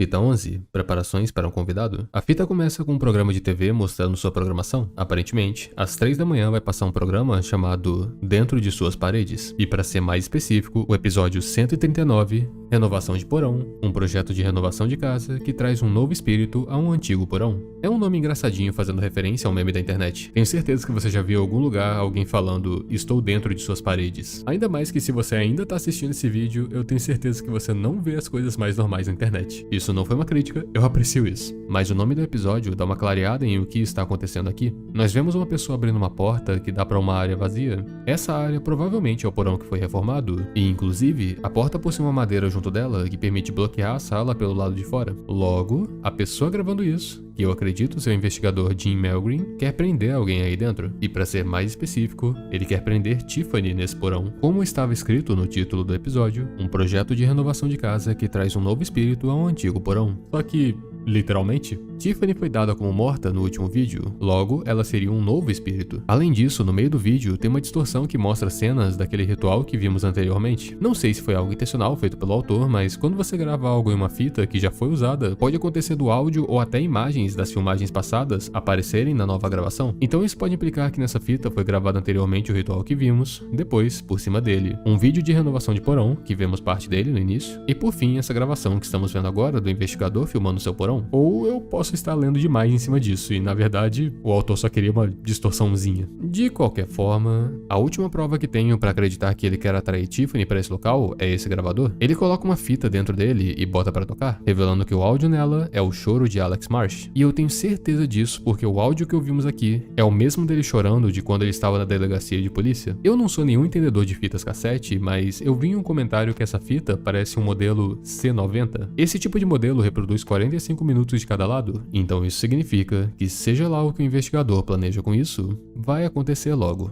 Ah, e fica bem óbvio que ele tá fazendo tudo isso com auxílio daquela sociedade secreta, mas por que eles querem prender Tiffany? Eu tenho uma teoria para isso, mas no final te conto. Porque agora temos finalmente a última fita, fita 12, um caminhar pelo subconsciente. A fita começa com uma mensagem de que ela foi feita para Charlotte Jean Melgreen. Esse é o sobrenome do nosso investigador, e não demora muito para descobrir que ela é sua filha. Depois disso aparece escrito que o conteúdo dessa fita é uma espécie de teste, e o aviso que temos dele é que tudo isso que vamos ver faz parte daquela mesma série de fitas que vimos anteriormente. Lembra aquela que explica sobre os Stubforms? No caso, aquela era a TF1 e essa é a TF2. Então quer dizer que a Simildyne também é responsável pelo conteúdo que veremos agora. Mas aproveitando que eu toquei no assunto, por conta da fita atual ser endereçada a alguém, eu decidi voltar na TF1 para ver se tinha algum nome lá, e realmente tinha. Ele mesmo, o noivo de Tiffany, citado na série bem mais cedo do que vimos. Então parece que a Simildyne faz fitas personalizadas para diferentes civis, e provavelmente eles acabam assistindo elas durante a sua ida ao lugar de médicos que aquela garotinha Kate tinha mencionado. Para alguém realmente experienciar essa fita direito, é necessário um Neurovisor headset criado por eles, que é um óculos de realidade virtual, e uma prancheta para relatar o que está vendo. E instruções dadas, agora é hora de uma caminhada pelo seu subconsciente. Mas é nesse momento que eu preciso avisar para vocês de duas coisas. Esse segmento inteiro da fita é muito confuso, principalmente a última parte. Então não se preocupa se você acabar não entendendo alguma coisa. Apenas siga com o vídeo que depois eu explico tudo. E a segunda coisa, vão ter muitas imagens e luzes piscando na tela. Pode deixar que eu vou avisar quando for acontecer, mas tenha isso em mente, ok? Finalmente,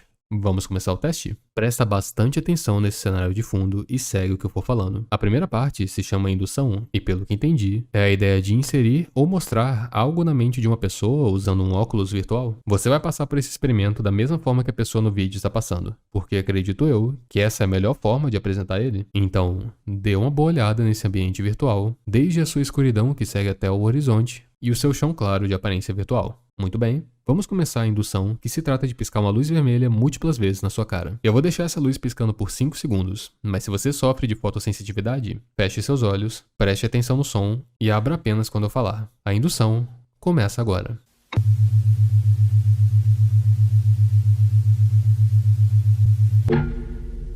Induction complete. Muito bem. Pode abrir seus olhos. A indução foi feita com sucesso. O próximo passo é testar se você consegue notar a diferença entre palavras. Eu irei mostrar para você 5 conjuntos de palavras. Cada conjunto possui 6 palavras, e seu objetivo é identificar a que não faz parte do conjunto. Você terá 10 segundos para responder cada uma delas. Boa sorte. Primeiro conjunto.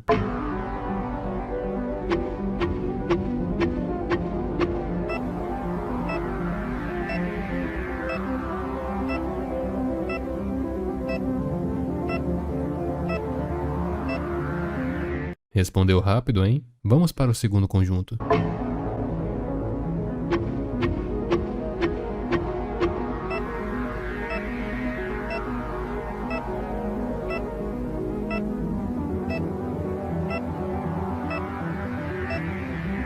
Não foi tão simples quanto o primeiro, não é? Vamos para o terceiro conjunto.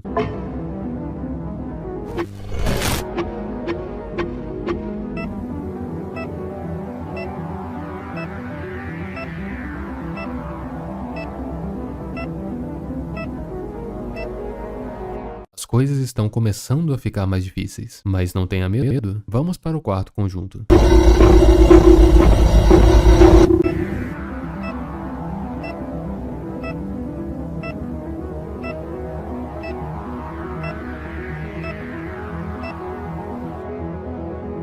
Você parece que está indo bem. Não se deixe distrair. Vamos para o quinto conjunto.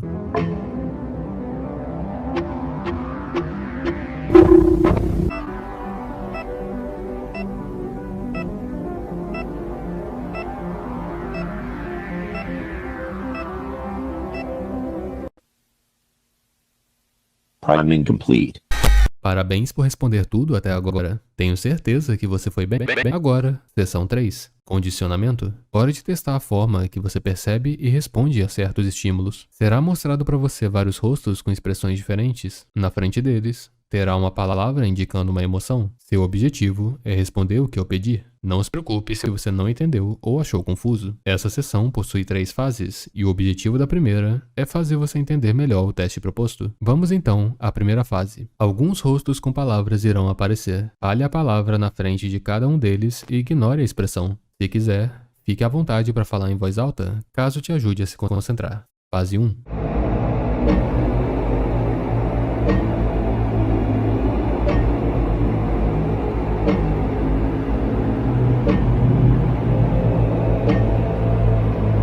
Entendeu como o teste funciona? Vamos para a fase 2. Vou pedir o mesmo de você. Fale a palavra que aparecer e ignore a expressão. Iniciando, fase 2.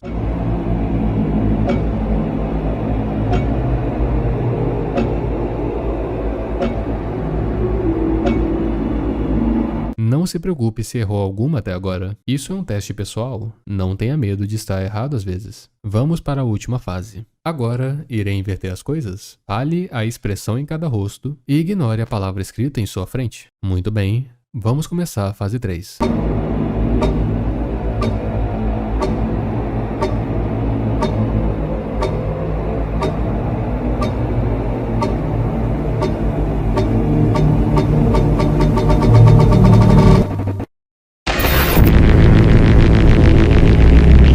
Fim do teste. Passar toda essa parte de forma mais interativa foi a melhor maneira que eu encontrei de entregar a experiência que essa cena cria. Deixar por um instante de pegar na sua mão e te guiar por essa história com o objetivo de fazer você sentir esse momento é algo que, na minha opinião, era bem necessário. Mas, eu espero que você tenha notado que você não estava por conta própria ali. Reparou naquela figura sombria se aproximando de você bem devagar? Eu já falo mais sobre ela, mas tome cuidado. Ela quase te alcançou. Beleza, próxima cena. Nós começamos ela no ponto de vista de uma câmera e rapidamente, já descobrimos o porquê. Essa criatura surge de um ponto cego, entra na casa e alerta vários cachorros. Só que aí a cena é cortada para a área de trabalho de um computador. Eu sei que parece uma transição meio sem sentido entre cenas, mas o que aconteceu aqui foi o seguinte. O nosso ponto de vista, que é essa câmera, é na verdade uma câmera de segurança. Como a criatura passou no seu campo de visão, ela enviou um aviso para um operador da polícia de que algo está acontecendo. O operador da vez se chama Erickson, e ele acessa o sistema de segurança para ver o que realmente aconteceu. Mas antes de tudo, ele liga para a pessoa nessa casa para avisar que tem algo de errado. A pessoa em questão é a própria Charlotte Melgreen, e ao invés dela sentir medo por receber a ligação de um operador da polícia dizendo que tem algo de errado acontecendo, ela na verdade sente cansaço, porque de acordo com ela, esses incidentes têm acontecido nos últimos dias e todos foram alarmes falsos. O operador até pede desculpas em relação a isso, mas ele diz que é necessário seguir o protocolo. Porém, Charlotte não tem interesse. Ela diz que tem coisas para fazer no dia seguinte e não tem interesse em gastar 1 hora em outro alarme falso. Então ela pegaria uma lanterna, ligaria a energia de sua casa, que permanece desligada durante a noite, e checaria os arredores. O operador não gosta disso, mas entende a situação da mulher. Então permite isso se ela mantiver o telefone ao seu lado o tempo todo. Você deve estar se perguntando por que ele iria liberar isso considerando a filmagem que vimos. E é aí que tá a parada. Nós vimos a filmagem. Ele ainda não. Inclusive, quando ele tenta abrir, aparece uma mensagem de erro. Então ele decide olhar as filmagens dos dias anteriores. A de 9 de agosto tem uma porta abrindo e fechando sozinha. A de 10 de agosto está corrompida e não é possível ser vista. A de 13 de agosto fica escura durante alguns segundos e depois mostra que também está corrompida. A de 16 de agosto mostra algo um tanto quanto perturbador. Algo estava no telhado da casa de Charlotte, mas o operador fica confuso. Ele não sabe dizer o que é aquilo e, por mais estranho que seja, ele mantém a calma e vai atrás de provas nas outras gravações. A de 18 de agosto mostra algo próximo da câmera, algo que parece ser a mesma criatura que vimos antes. Ele até assiste 2 vezes porque não acredita no que está vendo. Só que durante a segunda reprodução, o vídeo some e aparece uma mensagem de erro no lugar. Nisso, Charlotte volta a falar e diz que está tudo certo. Ela viu nada de estranho ao redor de sua casa, mas o operador ainda está confuso, se perguntando se ele pode acreditar em seus próprios olhos. Ele diz que tem algo de errado ali. Alguma coisa estava observando Charlotte nesses últimos dias. Ela pergunta se é algum animal, mas ele responde que não sabe. Parece que a paciência dela está indo embora, mas o operador diz que ela precisa voltar para dentro de sua casa. Então ela responde que fará isso, mas antes vai checar os cachorros. Afinal, parece que ela trabalha com abrigo de cães. Mas é nesse momento que as coisas começam a piorar. Charlotte? What's going on? The dogs aren't moving. They're all just standing here. Well, it's late, so maybe they're just tired or something. But let's just get you back. That's not it. They're just standing here, not moving. Like, at all. Like, not even their eyes. It's like Oh my God, it's like they're fucking dead, but they're not. What the fuck? What? Miss Melgren, you need to get out of there and return to your house immediately. I'm sending your information to the police right now. What's going on? Get the hell out of the kennel Okay, now! Fuck, I'm leaving. What was that? Are you okay? Charlotte? Charlotte, are you okay? It ripped my flashlight. Charlotte? It ripped my flashlight. It's gone. It's gone. Something ripped it out of my hand. O monstro finalmente se mostrou para Charlotte e arranca a lanterna de suas mãos. Ela volta desesperada para dentro de sua casa e o operador tenta acalmá-la, por mais bizarra que a situação seja. Ele diz que a polícia já está chegando e tudo vai ficar bem, mas a criatura continua seguindo, até mesmo para dentro de sua casa. Então, por conta disso, ele passa a instrução dela sair pela porta ou janela mais próxima. Só que aí vem o problema. Charlotte diz que não consegue ver nada ao seu redor. Tudo está escuro. No entanto, ela deveria reconhecer como é o interior de sua casa, então ela segue a parede em busca de uma porta, mas é pega de surpresa quando percebe que a porta da frente não está mais no lugar que deveria. Por conta disso, ela começa a entrar ainda mais em desespero. O operador volta para a visão da câmera e também é pego de surpresa com a porta da frente não existindo. Ele solta até mesmo um "o quê?", praticamente involuntário como reação a essa situação absurda. Mas entre os grunhidos e outros barulhos que escutamos pelo telefone de Charlotte, ela fala: "Encontrei uma porta?" Nisso, a câmera tem uma distorção e a porta da frente aparece novamente. Esse momento, que era para ser um alívio, rapidamente volta a ser tomado pelo desespero. Qual porta que Charlotte encontrou? Ela não apareceu na câmera, então ela deve estar em algum outro cômodo da casa, mas ela diz no telefone que o lugar está ainda mais escuro. Ela não consegue ver nada e tudo aquilo faz sentido nenhum para ela. Então, com 1 minuto faltando para a polícia chegar, o operador instrui ela a ficar em silêncio, porque se ela não consegue enxergar, é provável que a criatura também não consiga. Só que, surpreendentemente, o silêncio é quebrado pela própria Charlotte, falando algo bem inesperado.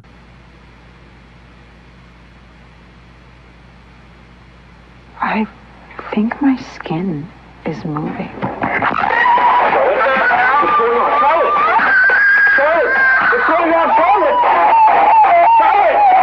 Charlotte! Charlotte! Charlotte!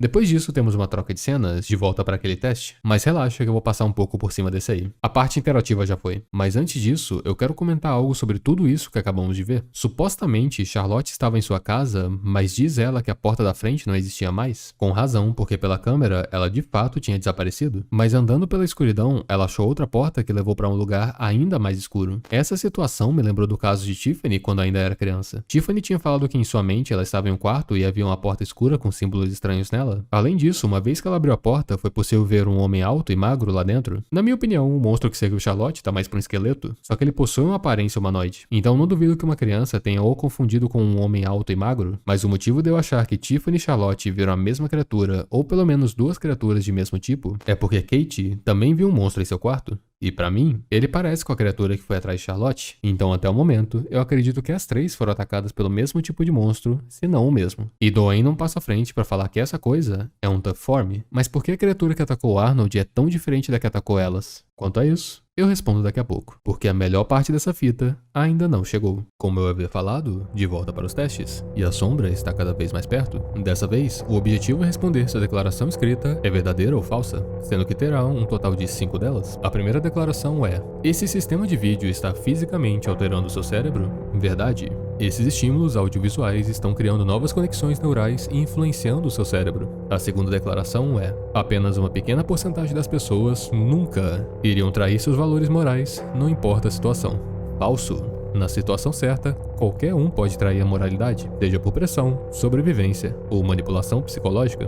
Terceira declaração: através da sua mente consciente você toma suas próprias decisões. Falso.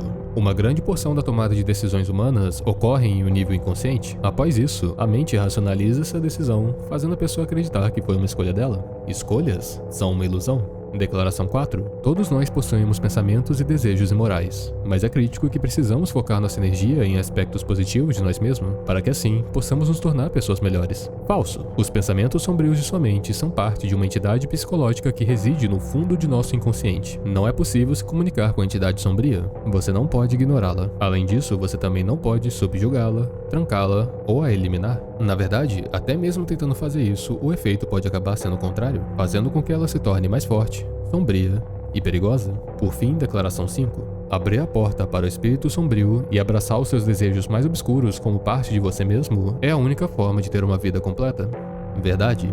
Abra a porta preta. Não sei se vocês perceberam, mas essa parte sozinha respondeu muita coisa, mas sem interrupção. Vamos continuar porque agora tem a sessão 5. E olha só, nem sinal daquela sombra que estava se aproximando.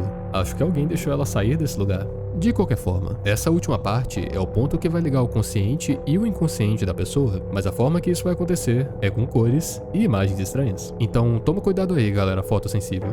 A contagem começa, mas no 3, essa imagem surge. Considerando que parece ter um cabo ligado até a cabeça da pessoa, eu acho que essa é a pessoa usando óculos de realidade virtual nesse momento. Seja ela Charlotte, Alex ou outra pessoa que decidiu colocar o óculos em sua cabeça. Independente de quem seja, parece que todo esse experimento não tenha sido a melhor coisa para ele. Enfim, as coisas agora vão acontecer muito rápido. Tenta acompanhar. A luz vermelha volta por um tempo, mas aos poucos vai dando espaço para imagens bem coloridas e psicodélicas que não parecem ter muito significado. Por um frame, vemos a imagem de um relógio, velocímetro, não sei dizer. Daí voltamos a ver luzes de todas as cores, vermelha, depois branca e na hora que fica azul, aparece um rosto nela, que vai ficando cada vez mais visível até que a tela fica vermelha de novo. Depois disso, temos a imagem de um homem. Ele parece estar usando um terno, mas o que chama mais atenção são seus olhos. 2 pontos brilhantes e bem estranhos para falar a verdade. Daí vamos à vista de um jardim com um matagal ao fundo que vai aos poucos se distorcendo. E agora?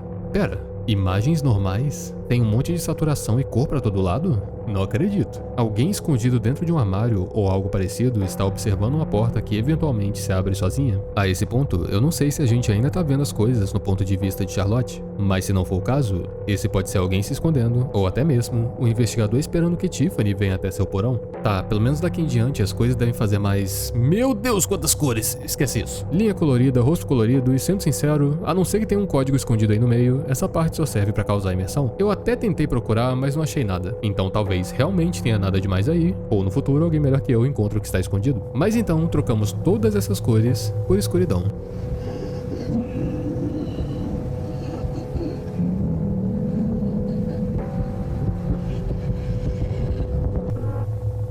Achou que ia ter jumpscare, né? Tem algum ser no escuro e ele tem os mesmos olhos daquele homem, mas indo em frente, nós vamos para a caverna. Provavelmente é do Monte Greylock. E ela fica avançando e avançando até aqui, ativação completa. E pulamos de tudo isso que acabamos de ver para uma câmera e um policial. Eu sei que eu tô indo meio rápido com as cenas, mas acredita em mim que vale muito mais a pena explicar tudo isso que tá acontecendo de forma geral do que ficar citando cada parte. Mas isso que estamos vendo agora é o final da fita 12 e também o desfecho da história envolvendo Charlotte. Como o operador Erickson havia falado, os policiais estavam a caminho de sua casa e essa é a filmagem de um deles adentrando o seu porão. A princípio, ele parece sozinho, mas então, ele escuta isso. Jesus, it's dark in here.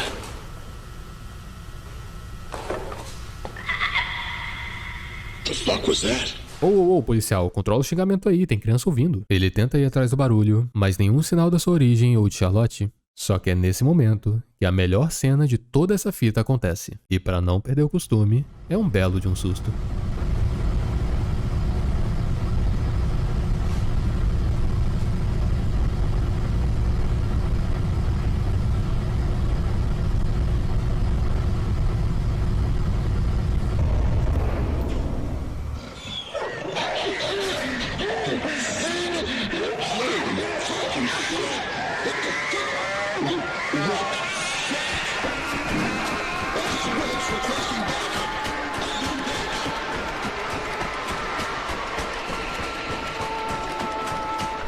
Fita completa. A próxima fita é TF3, A Sombra, Comunhão e Assimilação. Parece até nome de livro de RPG de mesa. Só pra deixar claro, como as cenas ficam trocando, eu não sei dizer se a imagem de Charlotte apareceu na fita junto do teste. Se eu tiver que responder algo nesse momento, eu diria que não, já que essa forma de apresentação é usada no decorrer de todas as fitas de Greylock. Mas falando sobre o elefante na sala, ou melhor, Cachorros, mulher cachorro... Eu já fiz essa piada nesse vídeo, tem tanto tempo que eu escrevi isso que eu já esqueci. Independente disso, Charlotte se fundiu com seus cachorros da forma mais visceral possível. Só que qual o sentido disso? Afinal, não tinha um monstro atrás dela? Como que foi de uma perseguição para uma transformação? Eu acho que finalmente chegou a hora de falar para você toda a história de Greylock, como tudo isso que vimos se junta, e também a minha teoria do que eu imagino que vai acontecer no futuro. Se você é uma pessoa que se interessou pela série, é possível que você tenha ido por conta própria desvendar os mistérios dela, e talvez você tenha esbarrado em uma conta do Twitter chamada Simiodyne USA.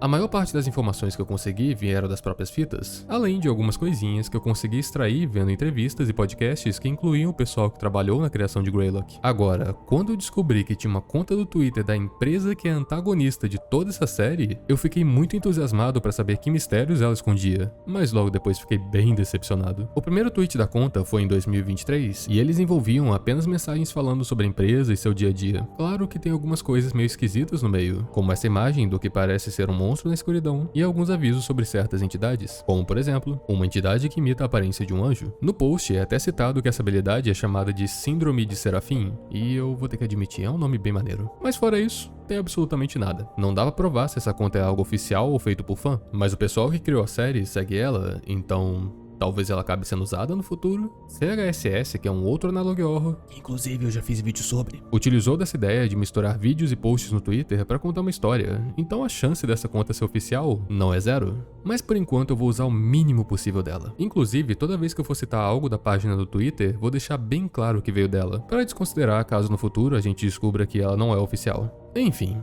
vamos começar bem do começo. Lá no início, antes mesmo da humanidade sonhar em existir, o planeta Theia se chocou com a Terra. Esse impacto fez com que Theia fosse completamente destruído. Vários de seus fragmentos ficaram à deriva no espaço, e alguns deles caíram na Terra. Como havia sido dito, muitos dos pedaços desse outro planeta desconhecido ainda estão dentro da Terra até os dias de hoje. Nesse momento da história, nós descobrimos como essa entidade que é culpada de todos os eventos paranormais na série veio parar em nosso planeta. Então anos foram passando e passando até que chegamos em 1883, o ano que a empresa Simiodyne USA foi fundada. Não sabemos se desde o início ela foi feita com o propósito de investigar o sobrenatural, mas se não foi o caso, em algum momento até 1958 ela decidiu começar essa investigação, porque nesse ano Tiffany Cristaldi nasceu. Avançando no tempo, o presidente Kennedy rejeita a Operação Northwood, que é uma operação que quase aconteceu na vida real, mas que também foi rejeitada por Kennedy. É melhor não falar sobre o objetivo dessa operação. Infelizmente, vou deixar você na mão. Se você quiser saber mais, vai ter que ir atrás. Mas voltando a focar em Greylock, a Simiodyne possivelmente ia tirar algum proveito caso a Operação Northwood acontecesse, então por conta disso, eles já colocaram Kennedy em sua mira. Em 1963, a Simiodyne anunciou o NAI. No caso, essa é a Iniciativa de Acesso Nacional, aquele projeto para colocar câmeras na casa de todo mundo. Quem fala no anúncio, inclusive, é Percival C. Rothwell, que é o próprio presidente da Simiodyne USA. Só que, novamente,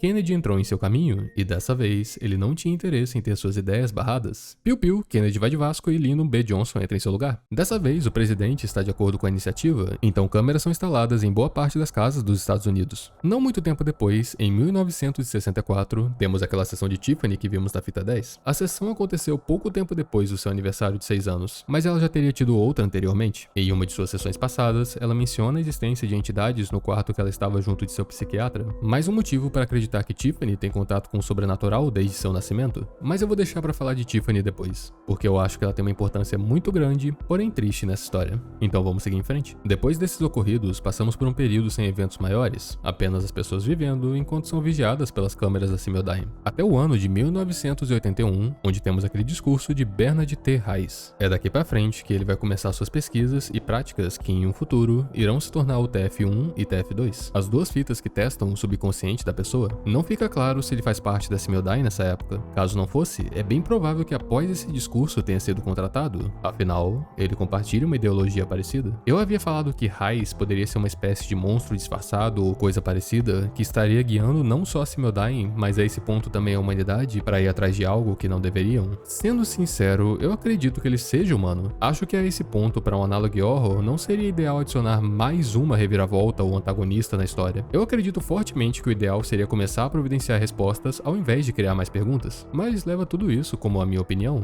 Eu pelo menos acharia chato se ele acabasse sendo qualquer coisa além de um estudioso com complexo de Deus. Indo então para 1984, 85 e 86, todas aquelas fotos dos mineradores da Companhia Morelli foram tiradas. Nessa época, Tiffany seria uma mulher adulta e já estaria em um relacionamento com Alexander Marsh. Mas em 1986, eles levaram esse relacionamento a um outro nível tentando ter um filho. Então Tiffany fica grávida e carrega na barriga Maxwell, seu filho imaginário, que irá desaparecer logo. Agora chegou a hora de irmos para março de 1987, que até o momento é o ano mais caótico dessa série porque muita coisa aconteceu nesse tempo. Vamos começar com Paul Morelli, o nosso amigo sorridente. Ele, junto de Arnold Rivers e outros mineradores, começaram o projeto de escavar túneis no Monte Greylock. Então no dia 24 de março, Paul começa a enviar mensagens para Frank, falando sobre as coisas estranhas que foram encontradas na caverna. No caso, é todo o conteúdo que tem na fita 6. Lembrando que Arnold foi embora da escavação logo no terceiro dia, então ele não foi afetado pela doença que atacou todos os mineradores. Mas deixa eu te lembrar de alguns detalhes sobre essa parte. Paul havia falado que o caminho da caverna estava bloqueado por rochas e que da noite para o dia, alguém tirou elas e colocou luzes no lugar. Mas Arnold disse que foi o próprio Paul que mandou fazer isso. Então eu tinha ficado na dúvida se Paul estaria mentindo sobre a situação ou se ele já estava sendo afetado pela doença. A que faz mais sentido para mim é que ele já estava doente, mas não sabia disso. Como se a doença alterasse sua percepção para impedir que ele notasse. Para terminar com Paul, a última vez que vimos ele foi dentro da caverna, gritando de dor e agonia. Eu acho que ele se transformou da mesma forma que seus colegas, mas nunca saiu da caverna. Talvez assim, se tornando um monstro que se esconde no Monte Greylock até hoje. Agora, o motivo dele e os outros terem se transformado, eu explico junto com a Tiffany. Eu sei,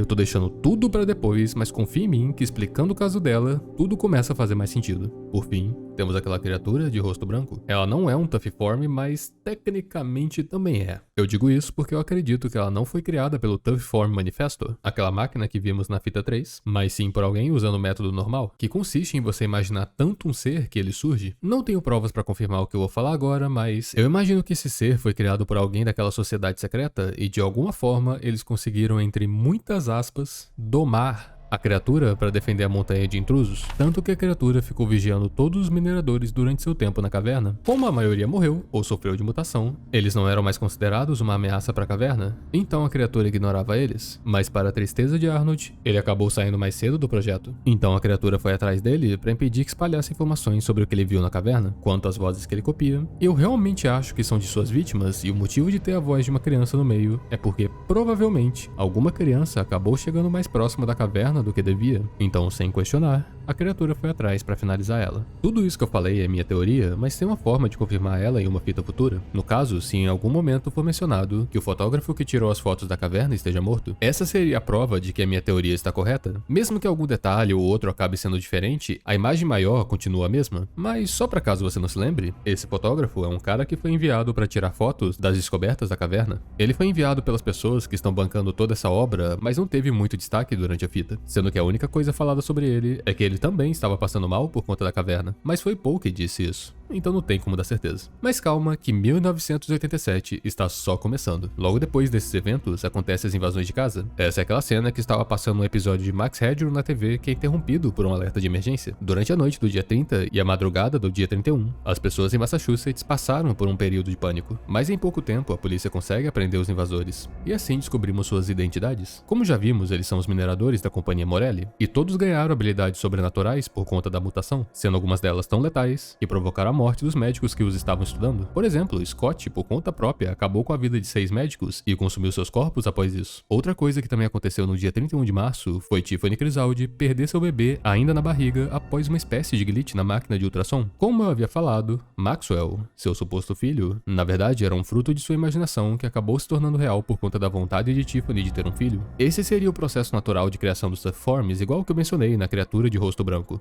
Porém, nesse caso, ele desapareceu em um estágio avançado da gestação. Talvez isso tenha acontecido por conta de, lá no fundo, Tiffany saber que ela não estava grávida de verdade. Ou talvez exista um outro motivo que nós não sabemos e que pode ser revelado no futuro, o que seria algo muito bom para os personagens, já que eles aprenderiam uma forma de lutar contra os Tuffyforms. Continuando então com esse ano caótico, por volta do dia 8 de abril, Arnold é morto em sua casa pela criatura de rosto branco, mas antes de partir, ele compartilha tudo o que sabe com o investigador Jim Melgreen. Não dá para saber se ele já estava investigando investigando esses ocorridos antes de receber as informações de Arnold, mas se eu tiver que chutar, eu diria que sim, porque eu acredito que ele era a pessoa que estava filmando na fita 4, ao invés de algum minerador mutante com uma GoPro na testa. O próximo evento seria 2 semanas após as invasões, que seria quando Dawn Wright tentou mentir para o público do motivo do porquê elas aconteceram, coisa que foi inútil porque hackearam o sinal de TV e exporam a verdade na cara de todo mundo. Eu ainda tenho uma dúvida de quem fez isso, porque eu imagino que as pessoas poderosas por trás do canal de TV, como foi mencionado pelo executivo, é o pessoal da Simildyne, então não faz sentido eles quererem mostrar a verdade quando era eles que estavam tentando escondê-la. Então sobra a sociedade secreta, mas eu também não acho que fazer as pessoas buscarem a verdade por conta própria seja uma boa forma de esconder o sobrenatural. Então, considerando que eu tenho que escolher um dos dois, eu vou escolher que a sociedade secreta foi a responsável por isso. Por mais que seja um tiro no próprio pé, acho que essa situação atrapalha muito mais a Simildyne do que eles, então talvez tenha sido um sacrifício necessário. Além de que, eu acho que foi o monstro de rosto branco que matou Dawn, já que anteriormente ele teria feito a mesma coisa com Arnold. Então, até o momento, eu vou acreditar nessa ideia. Finalmente, vamos falar de Tiffany e como funciona os Stuff Forms junto dos outros eventos sobrenaturais da série. Tiffany foi morta no dia 18 de maio, logo após o seu noivo sair de casa. O método do assassinato foi por meios ritualísticos e após sua morte colocaram um símbolo nela. Os únicos outros momentos que ouvimos falar desses símbolos é dentro da caverna e quando Tiffany era criança, no caso, naquela porta preta em sua mente, que nas palavras dela, era uma porta de cor preta que possuía vários símbolos. A fita 12 tem a seguinte frase: abrir a porta para o seu espírito sombrio e abraçar os desejos mais escuros como parte de você mesmo é a única maneira de ter uma vida completa.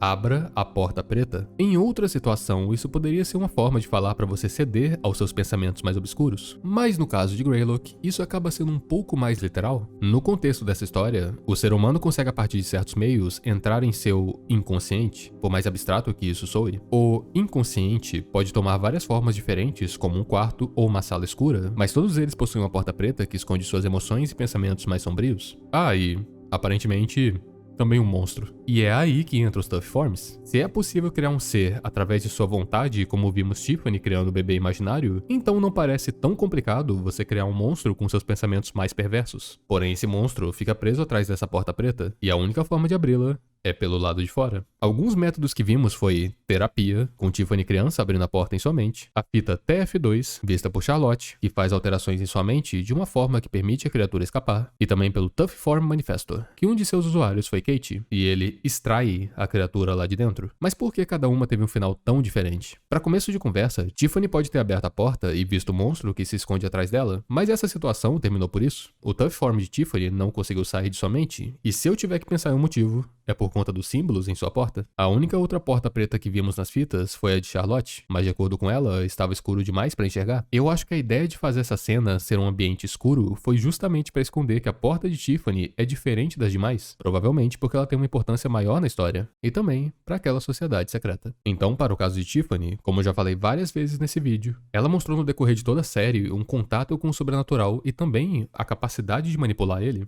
Lembra que para criar um Tough Form é necessário anos de treinamento, tanto que é por isso que inventaram o Tough Form Manifesto? Tiffany conseguiu criar um durante seus 20 anos, então ela provou ser aquilo que a sociedade secreta procurava. Mas o que exatamente eles estão procurando? A sociedade secreta está buscando em Tiffany um sacrifício para a entidade da caverna. Tiffany, desde cedo, foi sendo preparada para esse momento. Os símbolos na sua porta preta só indicam como a sociedade secreta estava a manipulando para concluir esse objetivo. Afinal, Arnold falou que haviam várias oferendas na caverna, sendo algumas delas restos humanos, sugerindo que pessoas foram sacrificadas ali. Só que para finalizar esse ritual de sacrifício, é necessário colocar aquela marca em sua pele após sua morte. Isso fará com que sua porta preta seja aberta, permitindo que todos os pensamentos obscuros em seu inconsciente tomem controle de seu cadáver, fazendo com que ela sofra uma mutação, que foi o que vimos no final da fita 10 naquele necrotério. Aproveitando que eu falei sobre mutação, outra forma disso acontecer é entrando na montanha e sendo exposto ao mal que tem lá dentro. Todos os mineradores foram alvo disso, como se a energia na montanha forçasse a transformação, sendo que provavelmente essa mesma energia é o motivo de todo mundo ficar doente, sendo que qualquer um deles poderia ter continuado vivo se tivesse ido embora do lugar. Nós vimos que Arnold parou de se sentir doente quando ele foi embora de lá, implicando que esses efeitos acontecem apenas na região da montanha. Tudo bem que depois você vai ser caçado pelo bicho de rosto branco, mas pelo menos vai ser uma morte mais rápida.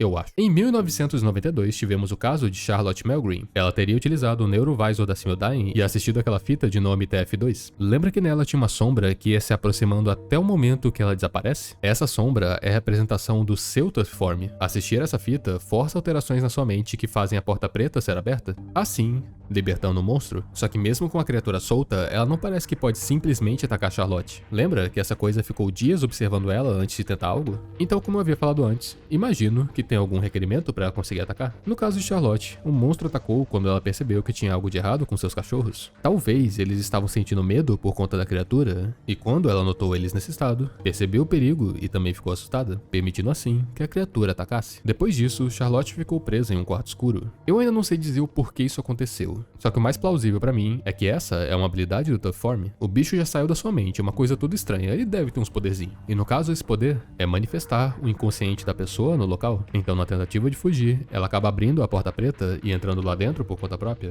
Assim, sofrendo da mesma coisa que os mineradores sofreram.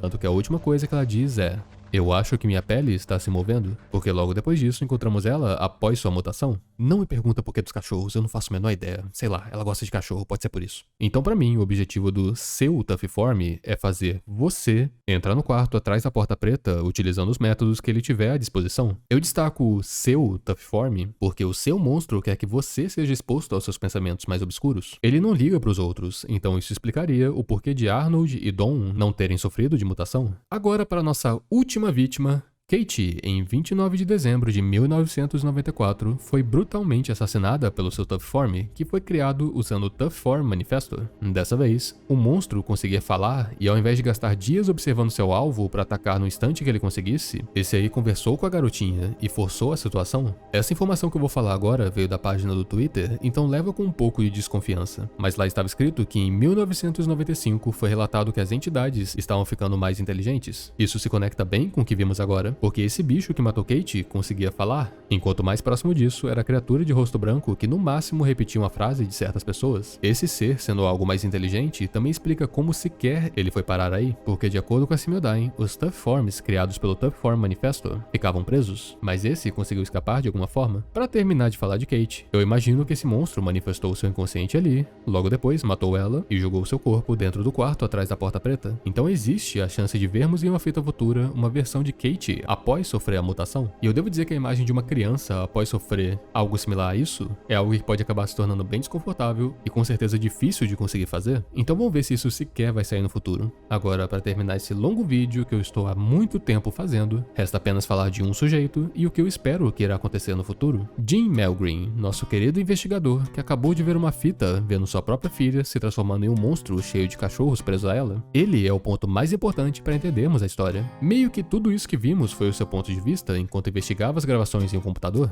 Jim é um ex-policial que sempre foi atrás de desvendar conspirações, então não dá pra saber quando exatamente ele começou a investigar a Simiodyne. Então vou dizer que no mínimo isso começou em 1987, porque foi nessa época que Arnold compartilhou suas descobertas com ele. Da última vez que vimos, Jim tinha recebido a missão de capturar Tiffany para a sociedade secreta, provavelmente para ela ser usada de sacrifício, como eu havia falado. Só que isso aconteceu em 1987, então muita coisa pode ter ocorrido desde essa época. Inclusive, vendo como as coisas estão acontecendo, eu vou ficar surpreso se Jim sequer estiver vivo, porque na minha cabeça, ele receberia essa missão da sociedade secreta e depois seria descartado por ela, talvez mandando um monstro de rosto branco matar ele, mas quem sabe, né? O que acho que vai acontecer nas próximas fitas é o seguinte: primeiramente, se a fita 13 de fato for um final de temporada, igual eu ouvi dizer, então seria interessante que ela respondesse a maioria das nossas dúvidas e fizesse uma grande revelação que seria o suficiente para sequer ter motivo para existir uma segunda temporada. Só que sendo um pouco mais direto, eu gostaria que fosse revelado quem é a pessoa assistindo as fitas e que lugar é esse. Eu ainda acredito que estamos no ponto de vista de Jim, continuando sua investigação,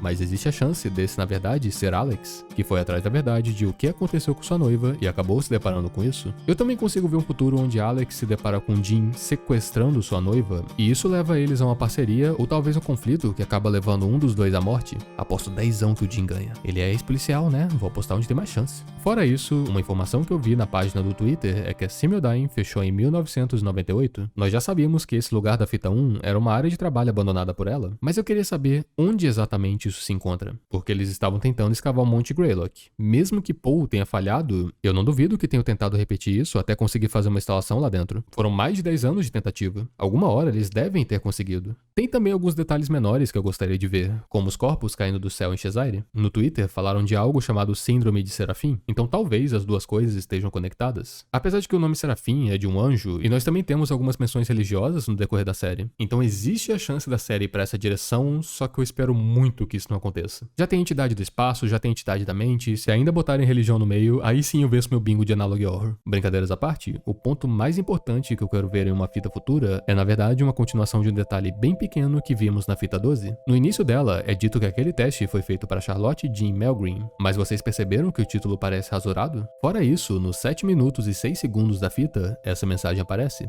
mostrando que alterações foram detectadas. O que eu vou falar pode ser um belo de um tiro no escuro, mas eu acho que isso foi obra da Sociedade Secreta. Eles alteraram esse teste para causar um efeito diferente do que era proposto. Charlotte assistiu a versão normal, mas quem assistiu a versão alterada foi Jean Melgreen. Então lembra lá na fita 2 que uma pessoa estava sendo perseguida por algo dentro de seu carro? Esse era Jean tentando fugir do monstro que ele soltou ao mundo. Que inclusive, esse pode ser o método da Sociedade Secreta de descartar Jean após terminar o seu serviço. Mas eu não acho que assistindo o teste ele criou um tough form qualquer, mas sim algo maior e mais perigoso, como foi dito durante essa fita. O diabo ainda está com você. Uma vez que ele olhou para seus olhos, um pedaço de você será amarrado a ele, e ele irá puxar com uma linha e desfiar de pouco a pouco. O diabo, querido crente, tem planos para você. E eu estou a fim de saber quais planos são esses. Também queria saber o porquê a Sociedade Secreta faria algo assim, o que realmente aconteceu com a Simildain e por que a filmagem mais recente é de Jean buscando informações em computadores antigos. Mas no momento, vamos ter que trabalhar com o que temos. Tudo isso foi Greylock, e nossa, como foi cansativo explicar tudo. Na minha opinião, ele é um dos Analog Horrors mais bem produzidos e que carrega um potencial imenso. Tem alguns detalhes que eu não sou muito fã, mas eu senti que seria bem legal apresentar ele pra vocês. Agora, quanto ao futuro da série, não espere por atualizações minhas. Esse foi o primeiro e último vídeo que eu vou fazer sobre essa série. Afinal, eu prefiro sempre apresentar algo novo do que ficar repetindo o antigo. Enfim, eu acho que seus vizinhos perceberam que tem alguma coisa de errado acontecendo e eles acabaram chamando a polícia. Vizinhos legais que você tem, hein? Ah, só uma coisa antes de eu fugir. Se eu fosse você, eu não abriria a porta do seu banheiro. Lá dentro não tá a coisa mais bonita. Mas caso você ainda estiver com curiosidade de ver, saiba que não devemos entrar no matagal em busca do leão. Podemos pagar caro por isso.